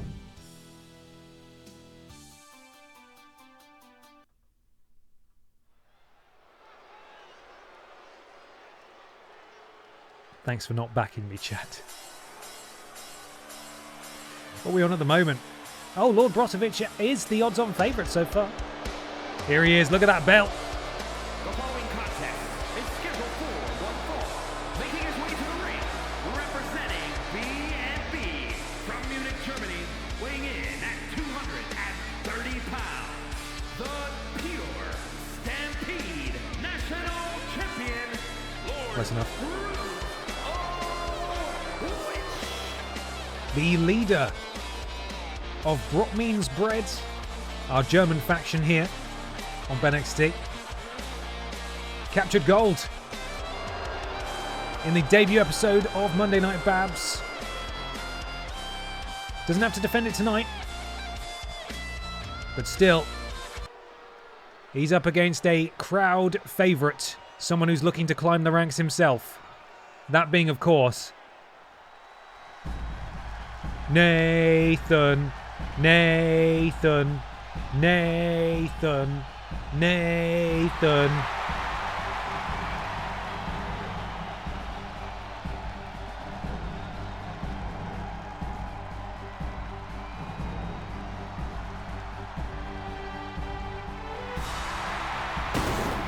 Oh, Jesus. And his opponent from Boston, Massachusetts, weighing in at 319 pounds, Nathan Case. Nathan Cake yet to hold a championship on this show, unbelievably. I can't believe it hasn't happened yet, quite frankly.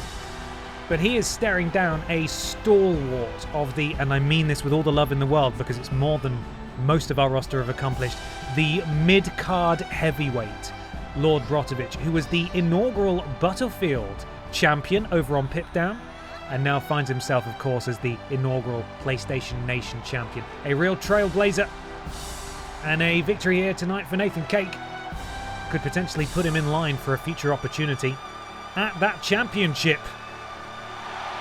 Look at the silhouette of Nathan Cake as that emotional musical swell kicks in. We thought we'd never see it. Lord Brotovich, Nathan Cake, one-on-one. And we are underway. And it's Lord Brotovich who lands the first punch and several follow-up strikes as well.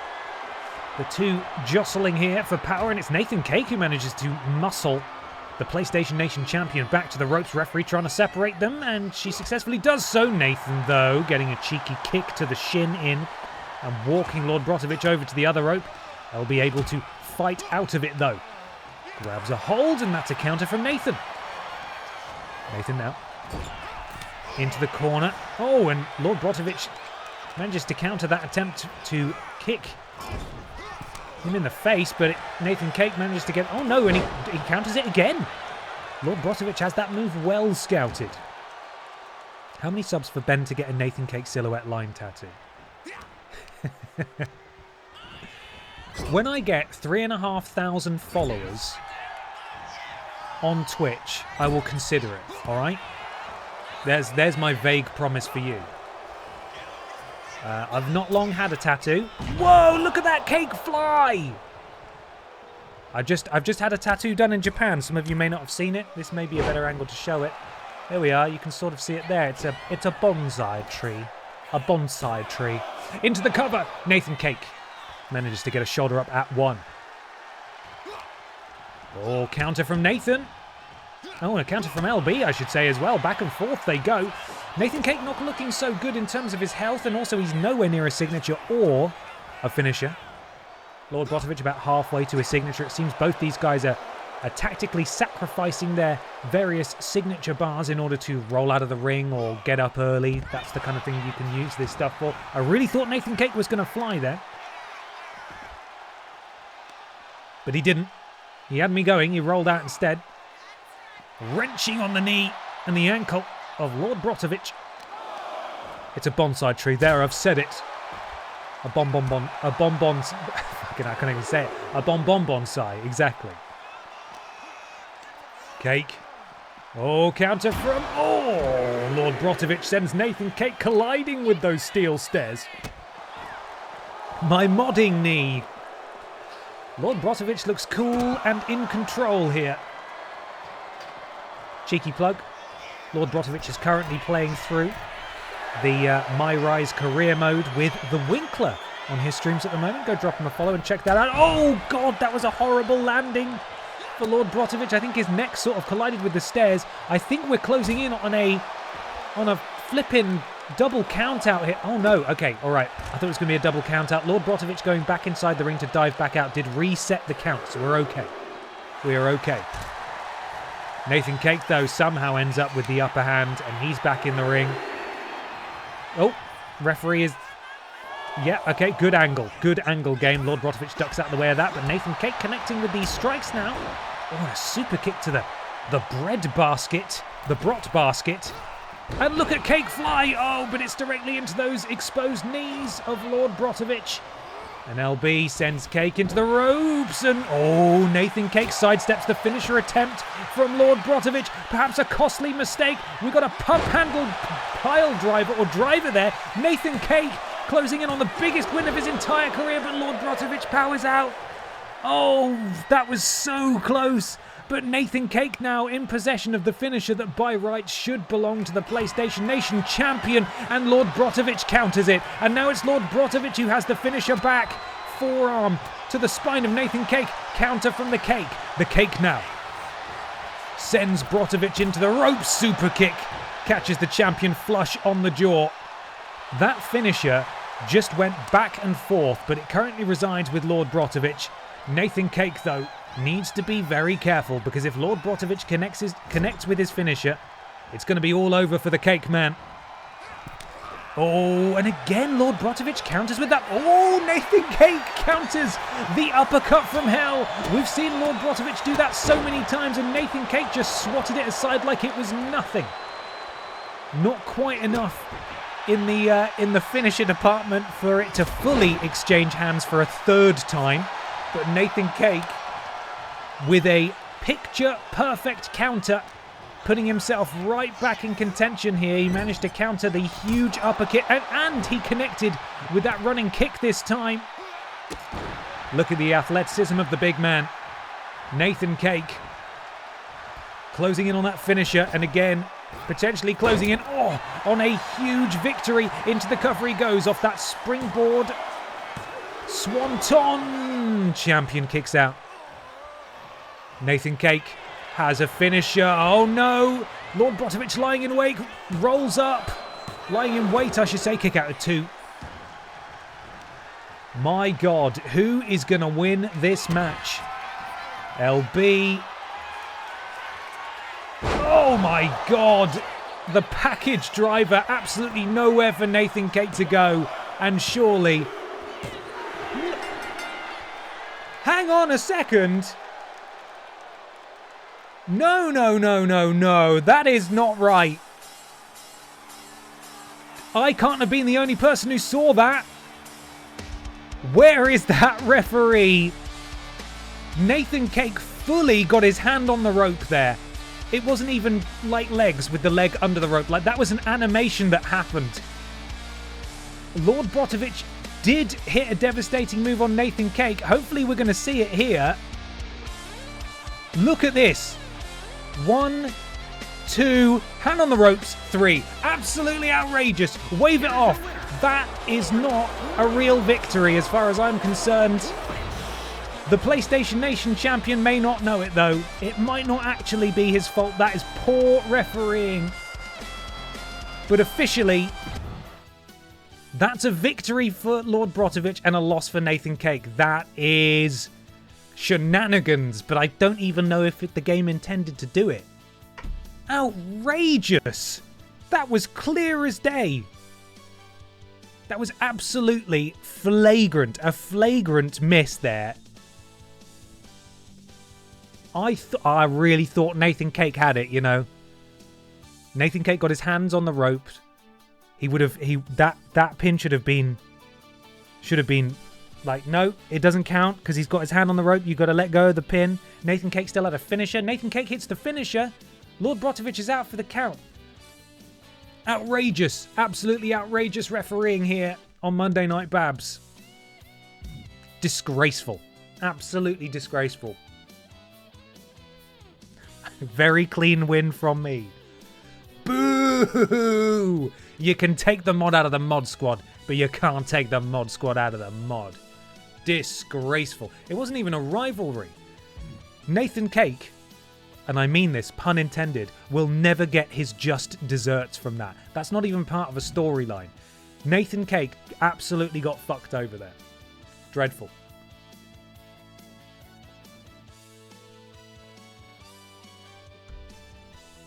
Wait, why are we catching strays? You know what you did, Mod Squad.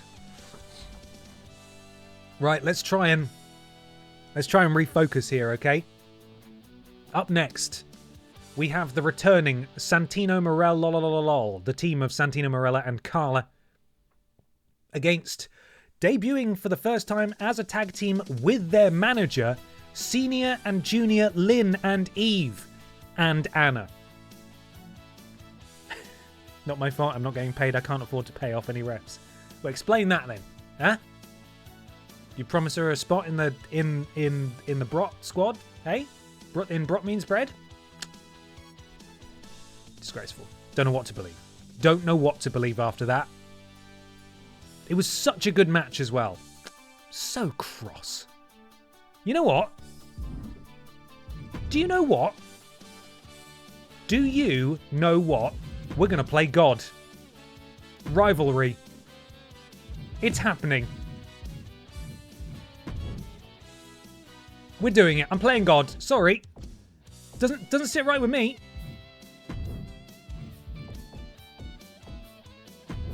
There. Have fun next week. You're in a rivalry now. Anyway, let's get back to it.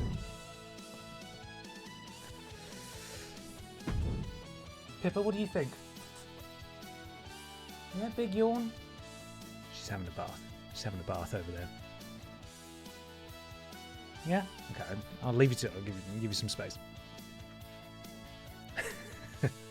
Next up. Does the Cobra count as the third man? I think so, yeah. Absolutely. Right, let's go. Santina Morella and Carla against Senior and Junior, Lynn and Eve. A little bit of backstory again if you're unfamiliar with these two on the right. We bumped into them in the Pokémon Scorched Silver ROM hack that we played most recently in the Pokemon Day streams. And I was a bit confused by the syntax of Senior and Junior Lynn and Eve, and it tickled me and it stuck with me. Then we called them on telephone when we got their phone number, and someone called Anna answered, which made it all the more confusing. And now they're here as a tag team on Monday Night Babs. You'll be pleased to know that I have changed their attire after the mishap last stream where I didn't consider the implications of wearing dresses. It's fixed now. I've sorted it. It's okay. We're ready to go. Shorts. Is it shorts? I can't remember. We'll see. They might be wearing trousers now. Can't remember what I did. Anyway, it's not a problem anymore. Let's go. What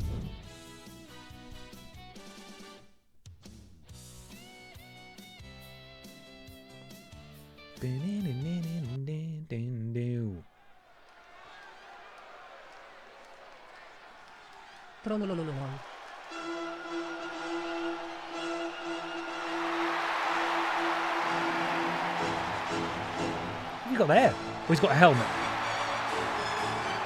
Oh, Jesus.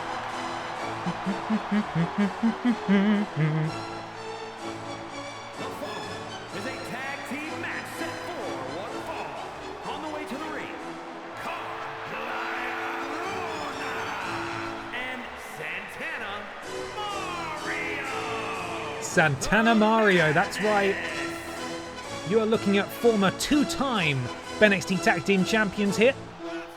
Of course, on the Senior and Junior Lynn and Eve side, no such luck. They were in the ladder match that kicked off Monday Night Babs last episode, and they were unsuccessful, of course. But a big opportunity for Santina Morel here tonight, and Senior and Junior Lynn and Eve to advance up the rankings.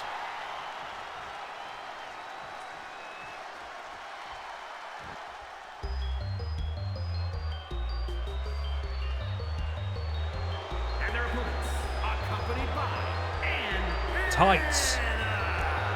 We've got tights now.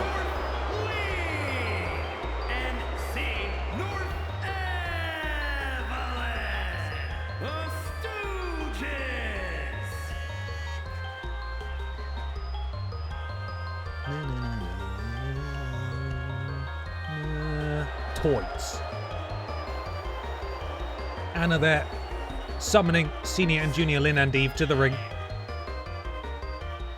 I was watching your Playing Every Launch Game Ever series this week, and I think the basketball legend that is Ben Lightning needs to join the ranks to dunk on some fools. God, I completely forgot about Ben Lightning. Is he really good at basketball? I bet he is. I bet he's really good at basketball. Right, let's get the show on the road. Looks like Santino will be starting things off for Santino Marella. And Lynn with the long blue hair will start things off for her team. Santino Marella, belly to belly. No counter by Lynn and a counter from Santino. And he rolls through into the cover with the bridge and a kick out at nothing. Drops the knee across the face of Lynn. It looks like he's going for a cross arm breaker here. Terrible angle for it, and he's managed to get it. But Lynn's powering out. Stiff right to the face of Santino. And a chop, but Santino gets out the way of that one. Forces her over to the ropes. And Santino now taking his time, sends her into the other ropes. He ducks under, bounces off himself, and a big clothesline completely blocked by Eve. Great camera angle again. Brilliant work. Boot to the hamstring. And he picks Lynn back up. We may be looking for a tag here. And he sends her into friendly territory. Oh, but the tag was not made because Carla took a cheap shot as Lynn went past, and a tag cannot be made. Into the cover goes Santino. 2 count. Not quite enough damage done yet to Lynn. And a counter from Lynn. Oh, and a super kick to the face. Lynn very explosive, very fast. As we are witnessing now, into the cover, forearm across the face as well, the disrespect. Another brilliant shot ruined by Eve. And Santino ducks under, clothesline from the Milan Miracle. Right hands over and over again. Oh, and Lynn this time is able to escape. Oh, and an elbow across the throat as she drives him into the canvas. Springboard moonsault, incredible. Look at the hang time of that. And it's Carla who's going to come in and break it up. And this is the point, of course, where I have to explain how the tag matches work here. If your tag team partner comes in to break something up, until they are then tagged, they will have a red X above their head, as you see with Carla. So Santino, for all intents and purposes, all intensive purposes, is now all on his own here. And if he gets in a spot of bother and he is pinned again and he needs help, he can't have any. Because, oh no, because Carla has already come in to attempt to break that up. Now, if he tags Carla in, that's reset. That's how it goes. What did you think of WWE's BENXT ripoff show NXT this week? I think they've outdone main roster recently, just way more exciting. I totally agree. I think I said this on my stream yesterday. I was catching up on the wrestling after WrestleMania because I avoided it while I was away, and I had Raw, SmackDown and NXT to watch. And I found that hour and a half of NXT to be so entertaining. Really, really good. I haven't watched this week's NXT though yet. But I have seen that there is a fairly significant debut, which I'm excited to witness myself. Back to it. Carla is now the legal person in this match. It appears Lynn is still the legal person on her side. In fact, I think a tag was made at some point. Eve was the legal person, and now Lynn is legal once again. And Carla having her arm worked on by Lynn, sent into enemy territory, and a cheap shot from Eve. So sorry, excuse me. Cheap shot from Eve. It's difficult to talk so much and drink carbonated beverages.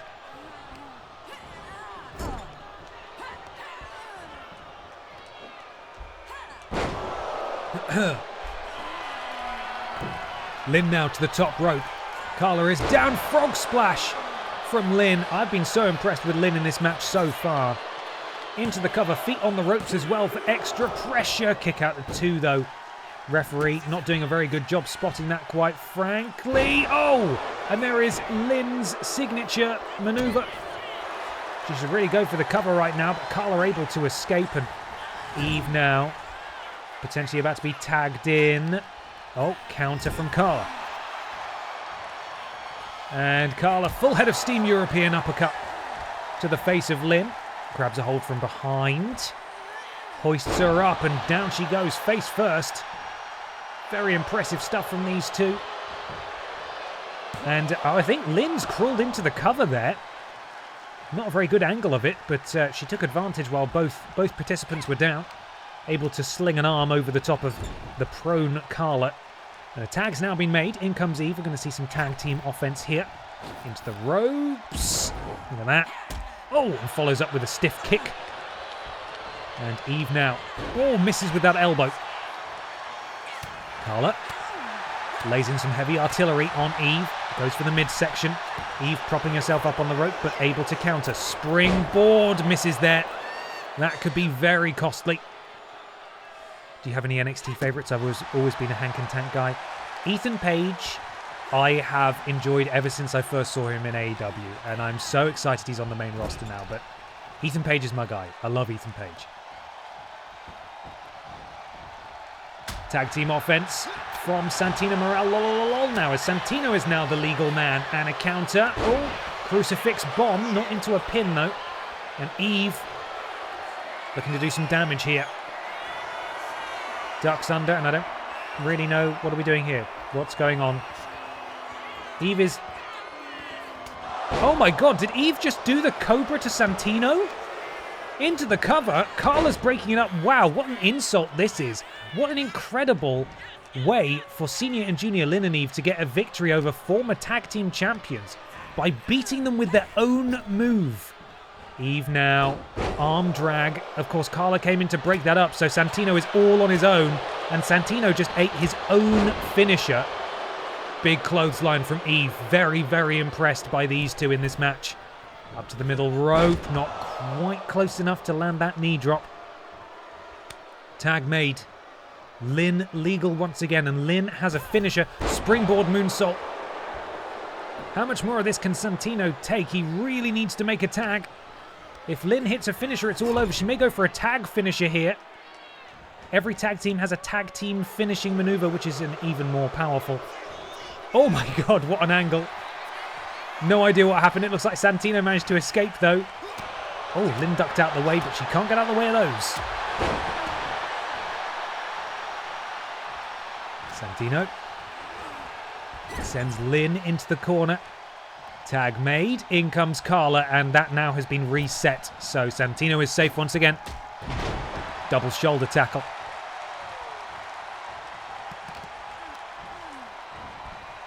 Counter, and Carla goes into the corner now. Great tag match from both teams here.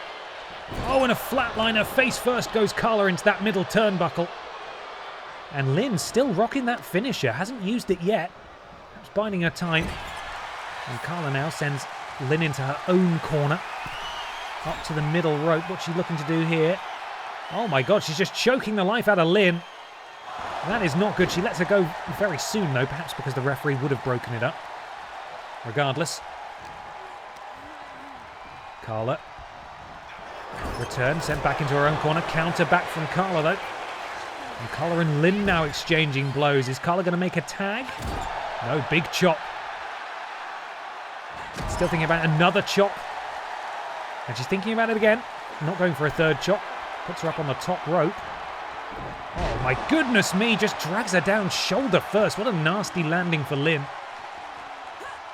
Oh, and a throat punch from Carla, and Carla has two finishers now. Into the cover goes Carla. Eve may well have to come and break this up. Yes, indeed, which now means that Eve has an X above her thing, and Lynn is all on her own. Carla has two finishers. This is not a good spot for Lynn to be in, but thankfully, for her sake, she's able to counter and maybe able to get a tag in here.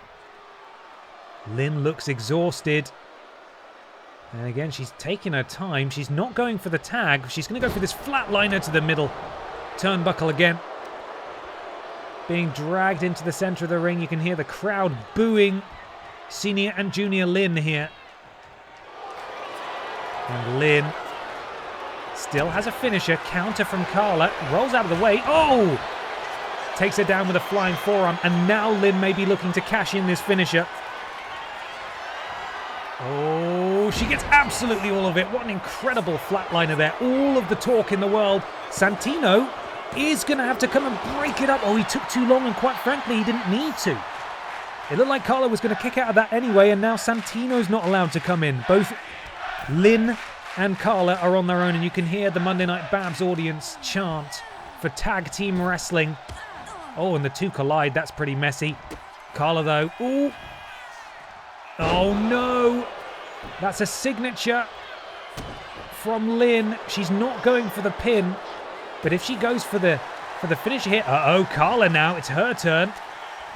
Counter again from Lynn. Both of these two have finishers. If one of them hits it, the other is all alone. This could be it. This is it. A submission maneuver from Senior and Junior Lynn. She lets it go immediately. Why's she done that? Carla crawling for the tag. She's crawling for it, and she makes it. Santino Marella legal again. And unfortunately for Santino, I'm not sure how, Lynn was able to get the drop on him. Counter from Santino, no. Santino Marella taking too much time as Lynn is crawling for the tag. She dives and the tag is made, and any blocks to interfere have now been reset. This match continues. We're officially on a 5-star match, by the way. What an absurd tag team match this has been. Absolutely ridiculous. Counter from Santino. Ooh, big knee strike. Santino picks Eve back up. Santino with a signature now. Counter from Eve. Oh, Shining Wizard. Into the cover goes Eve. Santino is down. Is Carla going to have to come and break this up? Oh, no. Carla didn't have to, but Carla got in the ring anyway, and now Carla's forbidden to come back in. Santino with the counter. Santino turns her around, forearm to the back. Oh, and a counter from Eve. Eve does have a finisher, and Santino is all on his own. If she's going to go for a tag team finisher here, it's likely going to be all over. She's staring at him. It's like she's almost forgotten how to do it. I haven't seen either of them do this, and they usually go for it quite a lot. Big boot to the hamstring. And just forcing the knee into the sternum of Santino Marella is Eve. Eve picks Santino back up. Counter again from Santino. He's still in this thing. I don't really know what happened there. That was a bit weird. Both of them slid about on the floor, but it's Eve who's back in control. Santino into that corner. Eve now. Look how fast she is. Taunts. She's lining him up. That angle is so good. But she misses, and Santino still has his signature. He's closing in on a finisher as well. In fact, he's got it now. Eve rolls to the outside. Is now back in the ring, and Santino looks frightened. Sidesteps. Misses with that, and now it's Eve back in control. These guys are countering all over the place. Hate to say it, but if the tag finish is fully set up, they are. I've definitely assigned them all, unless an update has undone them. The thing is, they're not even going for tag team moves, which is weird. They're just sort of hesitating. Santino now, much like his tag partner did, goes for a top rope choke and releases the hold. Now, things aren't looking so good for Eve. Every single person in this match has been absolutely battered. It's basically whoever hits a finisher next is going to win. Sort of where we are. Punch right to the stomach of Santino Marella. Counter now from Santino, who returns the favour. Eve now counters again. Santino back into the corner. What's she looking to do here? The right hands come down. 2, 3, 4. Oh, 4 is enough, says Santino. No more of that. Eve sent into the corner again. And now a tag is made. Carla, who does have a finisher, assisted shoulder tackle, flies halfway across the ring. And Carla rolls to the outside or climbs out. What's she looking to do here? She's going home. She's running all the way around the ring to just clip Eve with a clothesline. Hooks the leg. Goodness me. After a count of 3, knee drop misses on the outside. The action can only end inside the ring. Crucifix bomb from Eve. I don't know what it's going to take for this match to end. This is ridiculous. Eve is setting stuff up, but she's taking too long taunting as Carla forces her back into the corner. And Carla now counter from Eve. German suplex with the release from Eve. And now Eve is hopefully looking to go for her finisher. And she gets Carla up. Grabs those legs, spins round. Oh my goodness me, into the driver. Santino immediately decides, I need to break this up.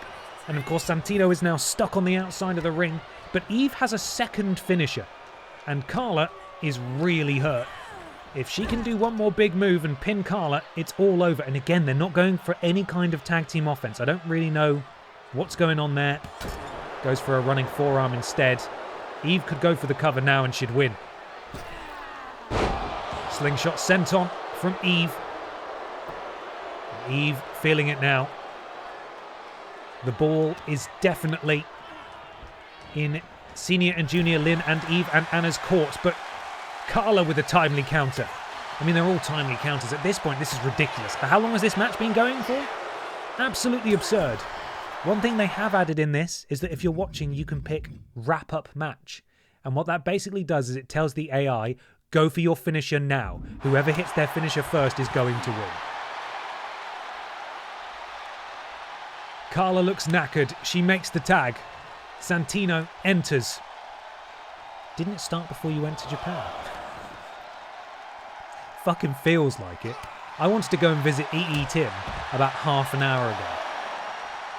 That doesn't seem likely. Santino's locking in a submission on the outside. Of course, there's no tap-outs that will be legal on the outside of the ring. Leg sweep from Eve. Will this match ever end is a good question. Eve. Oh, she's going for a finisher.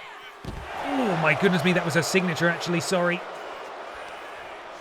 And Eve now, hopefully looking to send Santino back into the ring. No, counter from Santino. You see us. Oh, no, not via count out. No, not like this. Oh, for God's sake. Eve, get in the ring.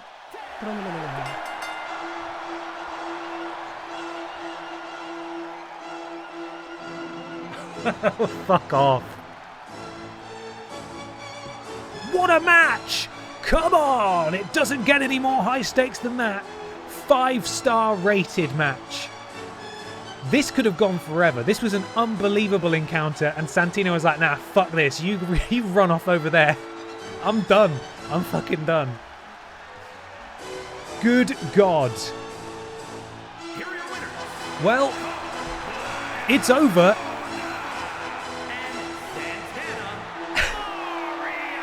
A huge win for Santino Morello, but you cannot take anything away from Senior and Junior Lynn and even Anna. Quite frankly, you could have flipped a coin and that would have decided who won that match.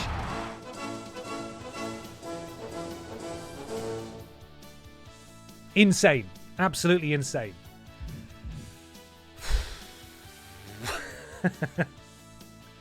God! It's maddening! Right.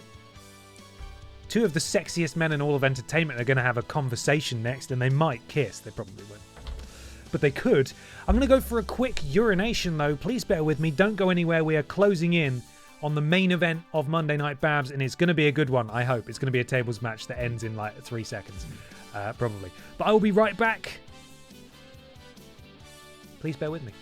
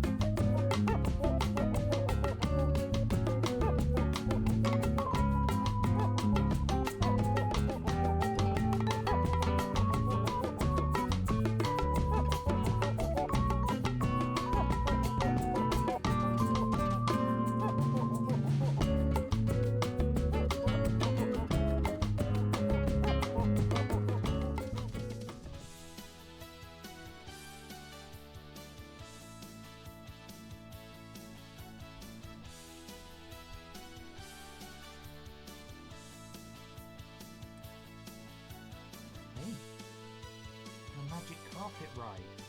Yeah? What's going on?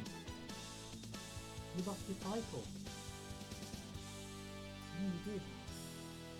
Oh, big yawn. I'll put you back now. I'll put you back now.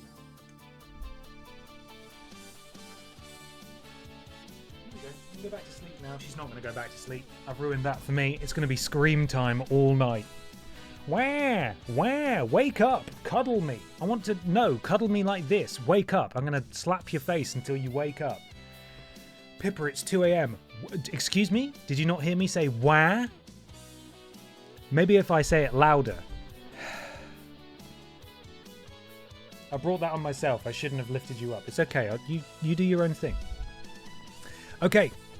Up next, the Monday Night Babs men's champion, Leon Sex Kennedy, 1 week into his reign, has a conversation to have with Chris Alpha Redfield. Is your Pippa impression deliberately close to Wario? Have you heard her scream? It's not far off. Now, I don't know if we're going to need music for this. I have no idea what they're going to talk about. We're not going to get subtitles. We're going to get subtitles for what the commentators say. So we're going to have to deduce what the fuck is happening here from what they're doing. Right. I'm ready. Let's see what bloody happens here. It's not a match, I don't think. If it turns into a match, we will do predictions. But I don't think that's the case. Chris Redfield's here. With his brown note music. What's he got to say? God damn it, when does it end? That's it, he said, God damn it, when does it end? Hey, I may be new here on Monday Night Babs. But I'm not just I'm not happy just punching things. I also want to hold some gold. So when is it? Oh, who could it be? It's the men's champion, Leon Sex Kennedy. Bingo. Good to see you here, Chris. You know, after we killed all those zombies together, I thought that maybe you and I would be on the same page.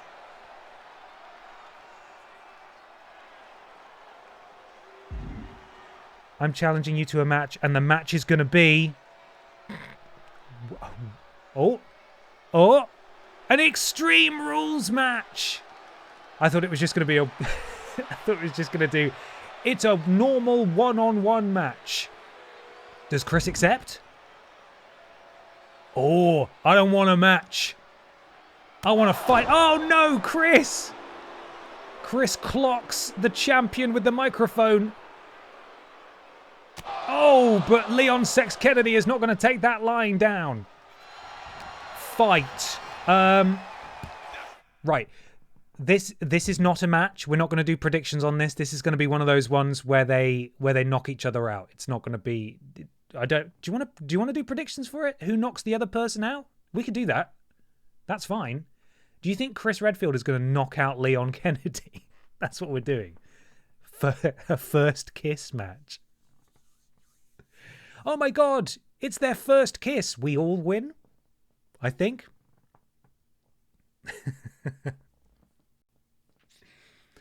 Mods, if you're able to, should we get a quick prediction going for this one? We'll do a super short timer because I don't want to do more of the match until the predictions run out. In the meantime, let's hear Chris's brown note music, shall we?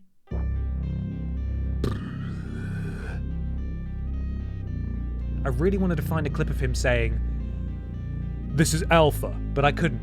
I didn't know where to find that. So the best I could do was the clip that I've got here. God damn it, when does it end? That's it. Right, you got 3 seconds, everyone. 3 seconds. Wow, that was a really quick one.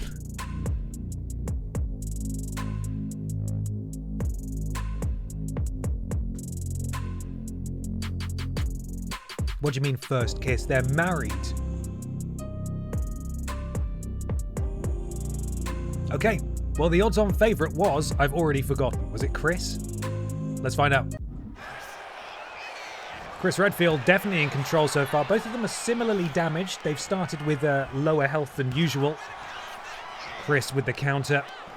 Leon Sex Kennedy on the receiving end of a lovely cuddle, but a counter from Leon and a counter from Chris. These two know each other so well. Chris, springboard, forearm, drops the champion. And Chris is hulking up. The Alpha is hulking up.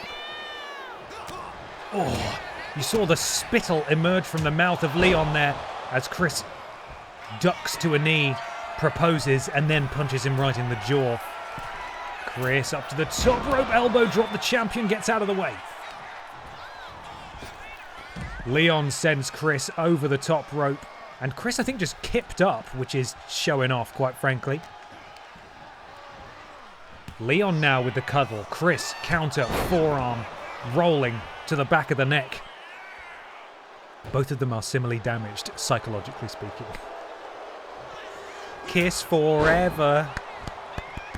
Kiss forever. Very good. When they announced Resi 9 bonus DLC next month, I heard that. Is that the minigame collection? Uh-oh! Leon Sex Kennedy just hulked up and earned himself a finisher.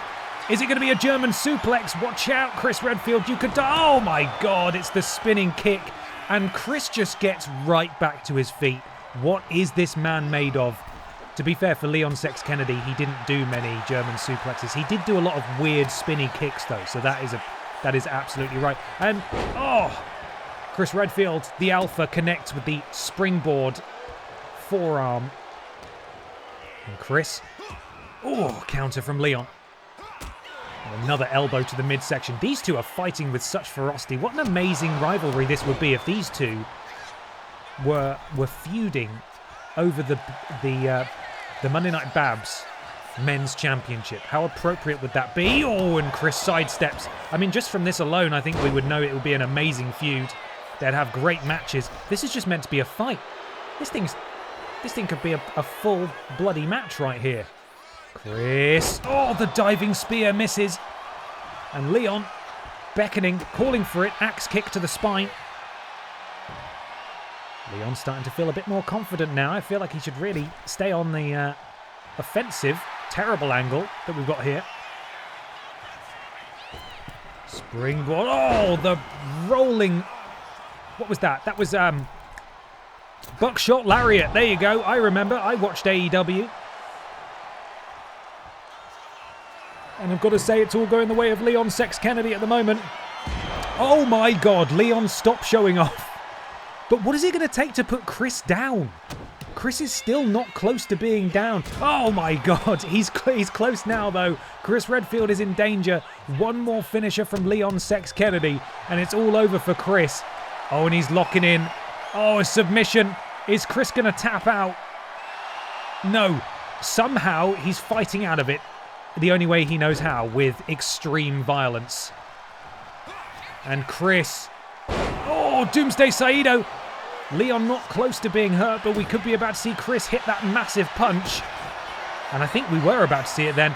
But unfortunately for Chris, it's Leon who emerges victorious tonight.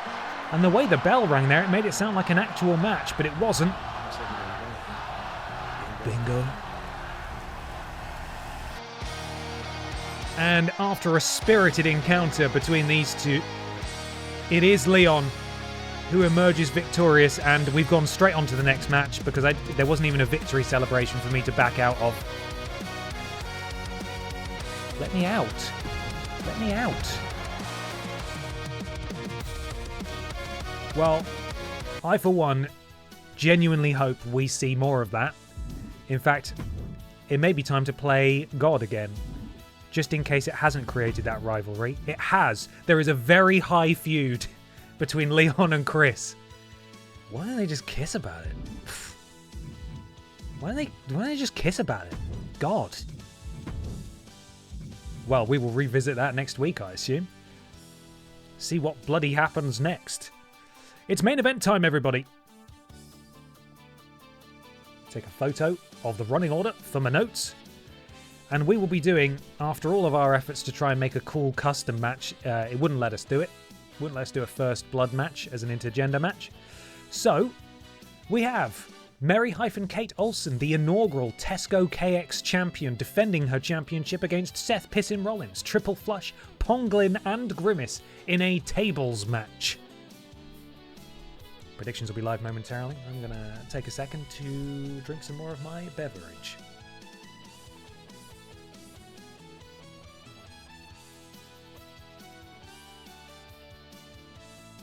Oh, it's a lot stronger at the bottom than it was at the top. New t-shirt idea. Why don't they just kiss? I've got so many shirts available for sale right now. I need to slow down. Predictions are live, everybody. Get stuck in. I hope this match goes on for at least 10-15 minutes or so, because it would be nice to end here rather than kick off an episode of BENXT. We can save that for next week. So wager those BENXT bucks and get ready. I've seen enough Instagram reels. They definitely kiss. I've seen those as well. We've all seen those. But yes, this will be our final match of the night. So get stuck in, everybody. Who's walking out with the championship? Mary-Kate, Seth Pissin Rollins, Triple Flush, Ponglin, or Grimace? Where's Ponglin? Oh, he's just up here. I know I said the other night I couldn't be bothered to bring him down, but I've got him. He's here. There he is. Little Ponglin. Got him from the Pokémon Center. Isn't he sweet? Get back on the shelf, you stinky, stinky boy. We'll be checking in with Ponglin and the gang tomorrow morning at 11 AM right here on Twitch. Do pop in and say hello if you're able to. Oh, fuck. And once again, there is an episode of Worst Games Ever releasing this weekend for everybody on YouTube. It is a wrestling one. Be sure to check it out. I think we created a fantastic performer who I do hope will show up on these streams very soon. I have all the images I need to create this person. I just haven't had the time yet. So if you're watching and you're thinking, "Oh, I'll make that," this is my official, my official acknowledgement of that and my thank you for the enthusiasm. But I got this one. I'll sort this person out.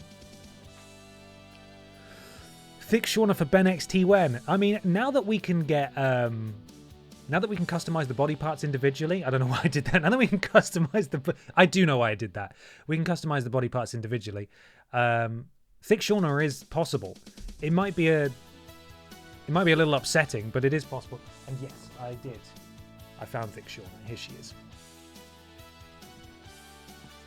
She was in a pre-owned store. She was like £3.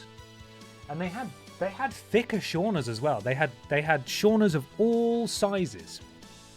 But it was a luggage situation, and I couldn't bring home a massive one. So there we go. Right. Main event time, everybody. This is how I can run down the clock. Waffling, my favourite pastime.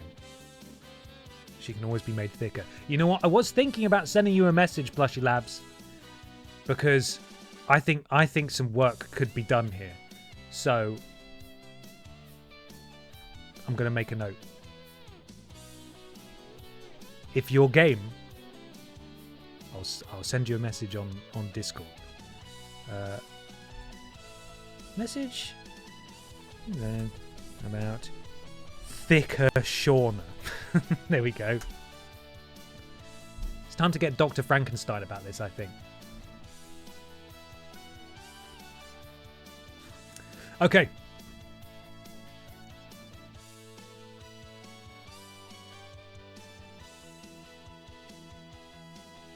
Music.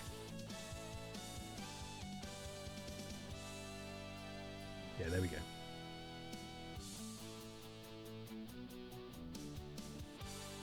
Right, let's do it.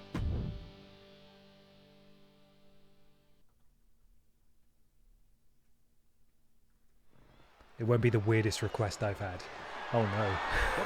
Oh no. Is a fatal five-way tables match and is for the Total Mixed Championship. Close enough.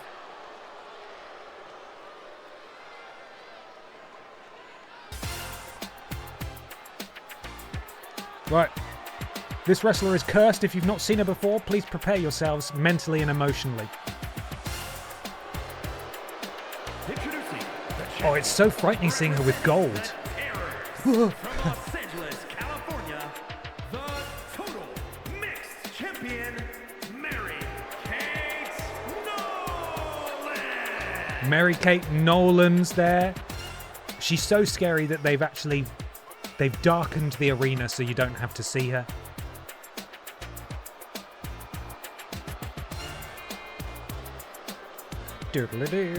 Oh, there she goes. There's our Tesco KX champion. Let me just have a look at the tail of the tape here. This is her first championship. Hasn't won anything else. Bum, bum, bum, bum, bum, bum. But she's going to be in the ring tonight with some former world champions. And some former wide champions. Oh, pierce it down!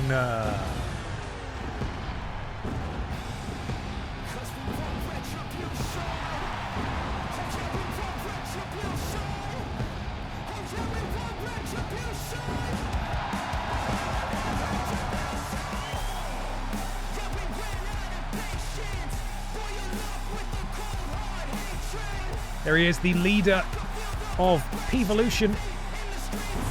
No, undisputed era. It's bound to happen at some point. Former BENXT wide champion, Seth Pissin Rollins. The Royal Rumble Iron Man himself.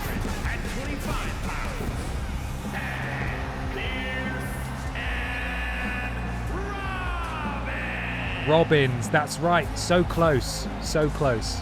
The other urine-based squad. My bad. It says it on his Titantron. I can see it. Undisputed era. Ridiculous. Piss versus P when? Oh, funny you should ask.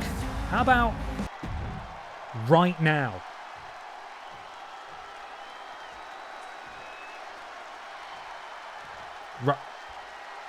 Right now.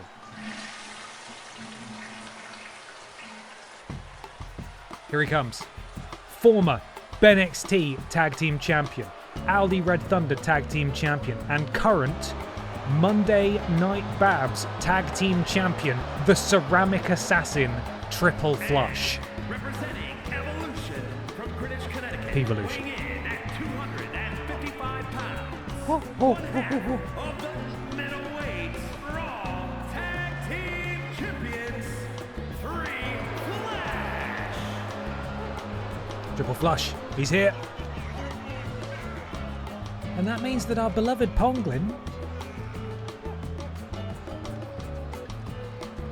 is out next. Let's get to him. I don't know for sure that he's making his debut. We may have seen him last week. He was certainly unsuccessful, at least in his attempt at any gold that he was completing for.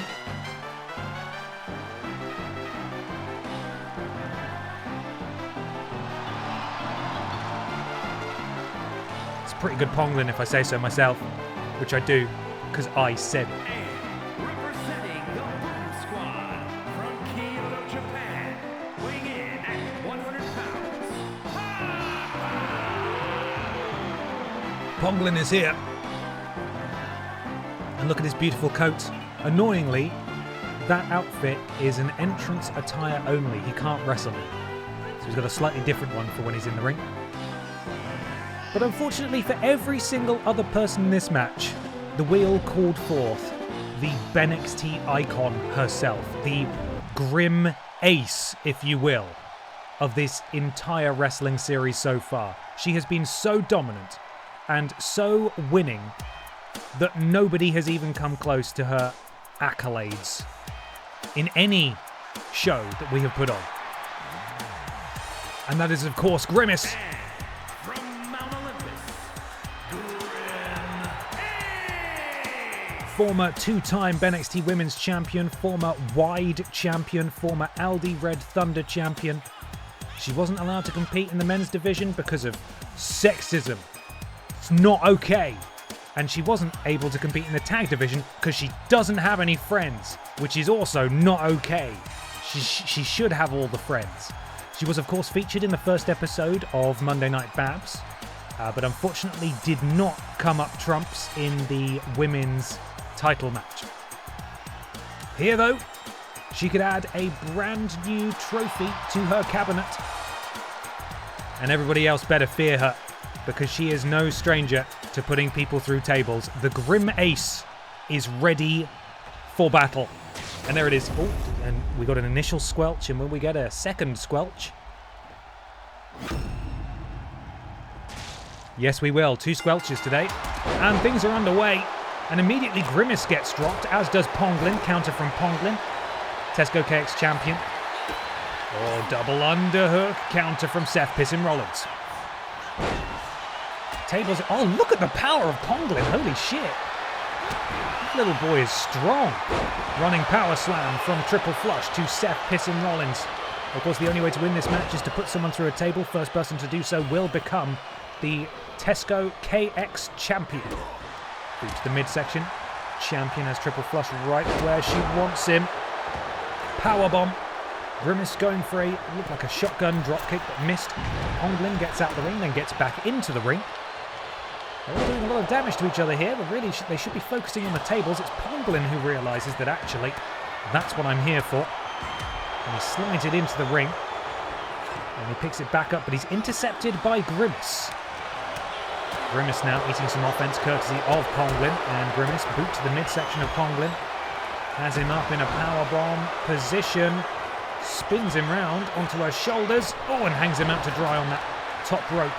And, oh, gory special there from Mary-Kate to Seth Pissin Rollins as Grimace showing off her power. Ponglin, oh, and that's a long way for Triple Flush to fall. There is a table in the ring. Nobody has got it set up yet. And look at the speed of Seth Pissin Rollins, the leader of the Undisputed Era, really showing off here. As Ponglin now up on the shoulders of the champion.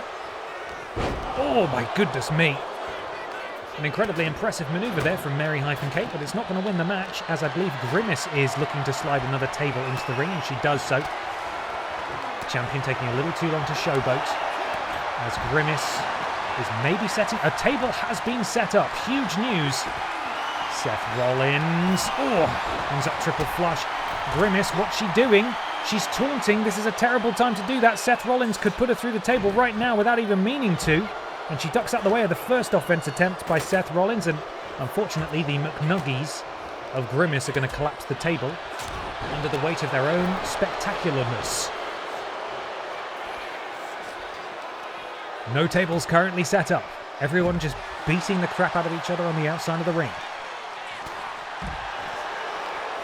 Mary-Kate, the star of that particular camera angle, as she did absolutely nothing, collides with Grimace. And Triple Flush follows up by sending Grimace into those steel steps on the other side. Triple Flush with Mary-Kate up. Mary-Kate powers out Ponglin, going for a little stroll. That's fine. He's allowed to do that sometimes. And there goes Seth Rollins. This is absolute madness. Backbreaker. And a third table. The crowd is chanting for tables. And the tables are being added to the ring.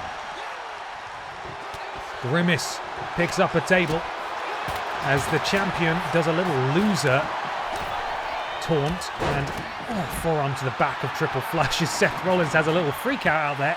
He's doing fine. Still no tables set up. I'm also not really sure what Seth Rollins is doing. Seth gets punched in the stomach. The champion. This is such madness in a multi-person match. Oh, there is a table sort of set up, but not really. Elbow drop from Grimace. The danger here is that the match is going to end and we're not even going to be looking at what's going on. Champion takes down the other champion in this match. Champion on champion violence. Triple Flush. I love the dynamic camera when it's a one-on-one match or a tag match. This is challenging. This is difficult to follow. Triple Flush. Diving clothesline to the champion. Ponglin, wow, look at Ponglin go. Triple Flush finally setting up a table. Yes, he does so. The champion is down. Is Triple Flush going to become a double champion in this match? No one else is around. He marches the champ over. He has her set up exactly where she wants to go. Close up on Grimace doing nothing. And it's Triple Flush, who brings more gold home to P-Volution. And he is a double champion on Monday Night Babs. The reign of Mary-Kate is over. And in all the chaos, Triple Flush was able to separate himself from the pack, set up this table, Here is your winner, and throw the current champion through. mixed champion, And he is now, I don't think we're going to see the double championship here, but Triple Flush has claimed another piece of singles gold alongside the Little Kong Strong Championship that he held previously. Sorry, the Aldi Red Thunder Championship that he held previously. One more to complete the set. He is I think, the most decorated energy drink champion we have so far. Big Paul with the victory here. And he brings Jesus, those biceps. He brings P-Volution even more gold. Let me see. What have they got so far? So they've got the Tesco KX Championship. They have the Monday Night Babs Tag Team Championships. I think they have the PIPDOWN Tag Team Championships. EE Tim is the BENXT Men's Champion. They've got bloody everything. They're doing all right. They're still the most dominant faction, I would say, in all of these wrestling shows that we've got. Not even the Piss family. Not even the Piss family holds that much gold or has ever held that much gold. Either way, my friends. Oh, we're okay, and you join us live here with the 12 billion. We've lost a few trillion since the start of the stream. 12 billion here. Can I turn? Yeah, okay, we're fine. We'll turn it off now. That's going to do it for today. Thank you so much, everybody, for coming along and getting stuck in. It's really fun. It's always really fun. You guys make these streams for me. Yeah, it's just it's so much fun to do this all together, and I'm glad to have you along for the ride. So thank you so much. I'll be live again tomorrow morning at 11 a.m. with Pocket Monsters, and of course next week we'll see the return of Horse Game Month, that being May, MEIGH, and we'll get back to BENXT next week as well. What will happen with Lord Brotovich and Nathan Cake? What's going to happen with Leon Sex Kennedy and Chris Alpha Redfield? Who's to say? I am. It's going to be great. We're going to raid Buddy Games now. Send them some love. Drop them a follow. Have a lovely rest of your evening, everybody. And I'll catch as many of you tomorrow morning as possible. All right. Take care of yourselves, everybody. Bye.